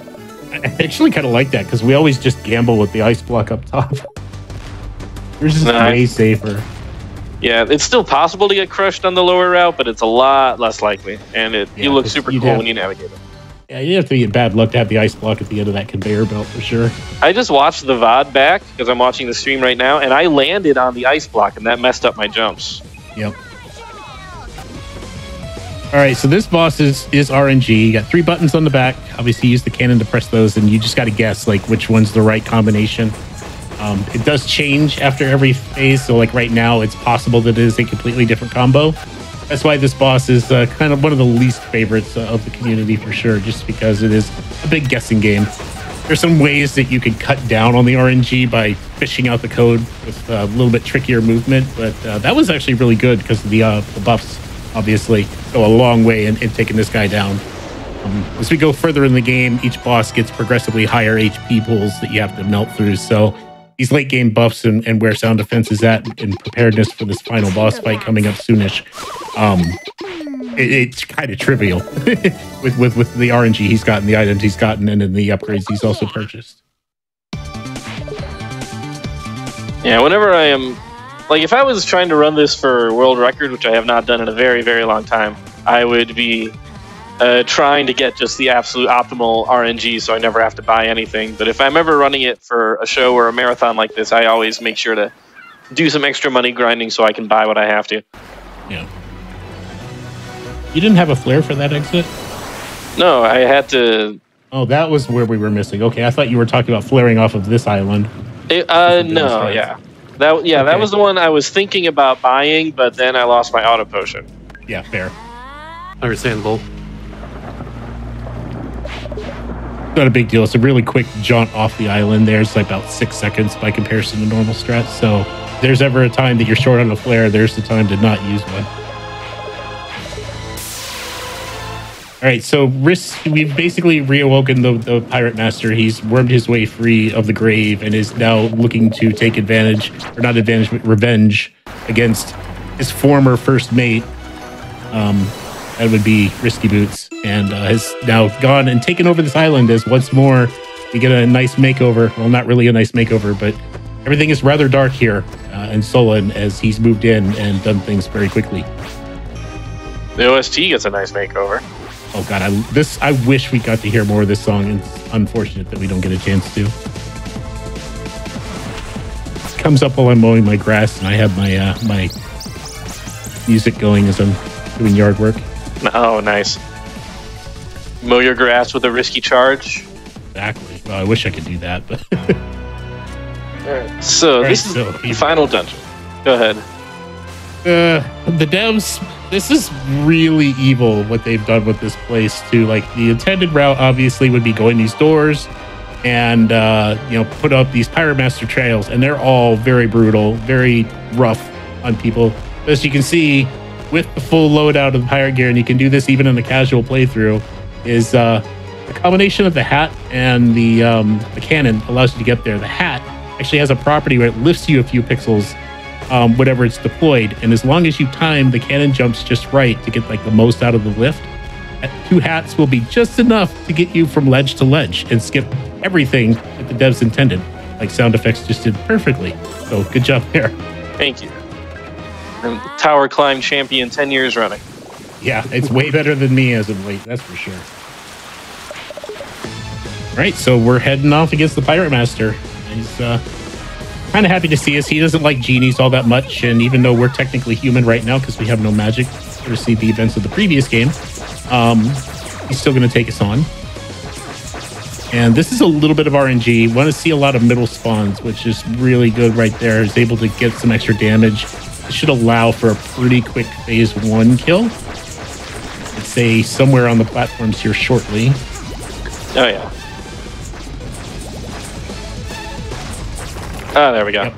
Yeah, really early platform kill, so that's really ideal there. He's like, okay, I've allowed you to play with my toys, but I'm going to take them back now if you don't mind. And this is what you get for getting all the dark magic. Normally in any percent, he'd just disappear and that'd be the end of the game. But you get this phase having gotten all the dark magic here. So enjoy the hot jam and try to talk through this as we go. You can see the Pirate Master takes a lot of damage, but he's technically he's vulnerable anytime you can get hits in, but there's only 2 parts or 1 part that you can actually finish him off at. So you can always overdo the damage, and that's fine. Probably the safest thing you'd want to do. And as long as you can keep these going, you're great. As a side note, most of the attacks that he does here is worth 8 points of damage. And for those of you, again, playing the home game, that's all of Sound Defense's HP pool here. It's got 8 points of damage. So any one slip up, forgetting about a blow-up shield and taking a bullet, getting crushed by one of those cannons, any of that would be an insta-kill or a use of his auto potion in this case. Each phase has 2,000 HP he's trying to pound through here really quick, which that was extremely well done. This is where you don't want to miss damage because you'll have to deal with another phase. You're running on bare minimum items. That gets scary. Yeah. And like you said, there's only 1 point where you can actually advance the phase. So even if I manage to kill him like 2 seconds after my window, I still have to wait out the full minute before I can move to the next phase. Yeah, he goes all the way through this thing again, and you cannot move it until you're at the top of those platforms. That's the only place that you're able to actually move the phase forward. And how cool is it to just do all 999s? How does that feel? That feels super cool. It would feel much cooler if that was actually what I was doing. Yeah, unfortunately, it's very cosmetic. You're actually still doing the same amount of damage that you were doing prior. Obviously, the monster builds are still increasing damage output, so that's good. But yeah, it's unfortunately a very fake 999. In the background, it's really doing the normal, and we're still just dealing with an HP pool of 2,000 on this boss. Good dodge of the cannons there. He could have just done the cheap safe spot. But I like the swag. If it works, it works. It does work. Yeah, this takes some very, very difficult mashing, and this is why I go out of my way to get a second Silky Cream, is just so I have enough DPS to make sure this is done in one phase. Yeah, one can be done, but it is very tight. You cannot miss any damage there, and if you do, it does get painful. But we're nearing the end here. We just got to hit him in the face a few times, and we'll have time coming up, so get ready on that. Two more hits. As long as he doesn't worm away here. The pike ball should keep him in place. All right. And time. Fine. GG. GG. Thank you. And it looks like we're going to come in several minutes under estimate, which is wonderful. This run went really good with the RNG. Certainly helped a ton. It sure did. Holy cow. Very, very good. Whoops. Very nice stuff. Thank you. So, yeah, nothing left but just to see how everything shakes out for our hero. I don't know how much time we've got, if we're going to be able to wait it out and see the end result screen. Should only take a minute or so. That's totally fine. I'll allow it. Okay. So, yeah, previous events of the previous game, Shantae lost her magic. At the very end of this game, she gains her magic back. For more details on why, please play the full game, because it's really good. It's and really Way good. Forward deserves your money. And it's on, like, every system known to man, so you really have no excuse. I played this game on my Wii U copy 2 years ago, for the record, so can't confirm it's on everything. Yeah, but my first exposure with this was on the Wii U. Everyone else's was on the DSi, where on 3DS. I think I own 6 copies of this game. I have a 3DS copy physical. Wii U. I don't even want to talk about how many copies of this game I've got, actually. I have like 2 collector's editions for PS4 as well as PS3. Oh, wow. A couple of like digital copies also on my Switch, both a physical and a digital. Yeah, I don't want to talk about it. Yeah, I've got pretty much all digital copies, except I have the physical collector's edition on the Switch, and then I have digital copies on 3DS, Wii U, PlayStation, Xbox, Switch, and PC. Yeah, technically, I think the PC version is what most people use to speedrun this, because I think it is just a little bit faster, but it's also more prone to crashing randomly. Ask Nori about that sometime. So Please don't. instead, I play this game on Xbox, which is close to as fast, if not as fast, and crashing, I haven't had a crash on me yet. So. And the PlayStation 4, the like Turkey Runs example, I think he's only had 1 crash, and I don't think it was the game. It was his PlayStation that actually did it. Uh-huh. But yeah, PC for some reason very unstable. 112.31 in game, not bad at all. Yeah, and there's all my MacGuffins, the DMHS. That's as 100% as you're probably going to see on GDQ or GDQ Hotfix. Yeah. Very, very nice. Thank you for running this once again. It was really fun watching this game. Absolutely. Thank you for having me here. Thank you, Nori, for agreeing to come on and commentate. Yeah, thanks for asking me. Always a pleasure. Where can people follow the both of you? You can follow me at twitch.tv/thesounddefense. I do various speedruns. I'm going to be practicing Sonic 3 and Knuckles because I'm going to be running that at SGDQ 2024 coming up in a month or so. And beyond that, I speedrun some other Sonic games. I sometimes build Legos on stream. And at some point in the near future, I am going to embark on a foolish quest to complete every Game Boy Advance game released in North America, inspired by a couple of streamers that I might know. I'm making a horrible mistake, but I get to play the Mega Man Battle Network game, so it's all good. Exactly. All right. Nori, how about you? And Metroid Zero Mission was just before this run, too. Ooh. Oh, sure. I can play that, too. That'll be great. Yeah. Nori, what about you? Where can they find you? I can be found on twitch.tv/Norimaki_SR. Same name as you see there in the commentators box. I run Shantae games. I'm on a little break from it right now. I just got back from RPG Limit Break where I ran into Divisible. And for right now, I'm learning an old run, like one of the first runs I learned early on other than Pirate's Curse in a 12-hour challenge. So actually looking to put a time on the board for Congo's Caper. But after that's done, I'm going to start the big D-Rust because if you haven't heard this year, another Shantae game will be coming out. We're going to get Risky Revolution, which is technically going to be Shantae 1.5. And I have a penchant for running entire series in a single go. So I've done the Quadfecta up through half Genie Hero. I've done the Pentafecta up through 7 Sirens. So next we got to do the Hexafecta up through all of that. So I have to start relearning all of the games again, any percent mode, and then just prepare for a full series run at some point later this year. That's what I do. Heck yeah, gamers. That being said, that'll be the end of our show tonight. Do all the things. I'll read 2 more announcements before we go. Real quick. For instance, this weekend is Sonic and the Sidekicks. So stick around for that. Tomorrow and also on Sunday as well too. Exclamation mark Sonic in the chat. Take a look at the schedule. I'll put it in there myself right now. Also, if you want to see more GDQ Hotfix content and keep up with the community as well, join the official GDQ Discord and add the new Hotfix role that's there. Like, keep up on upcoming events, talk with staff and showrunners, and more. Use the exclamation mark Discord and Twitch chat for more info on that as well, too. I myself also put in there, too, because why not?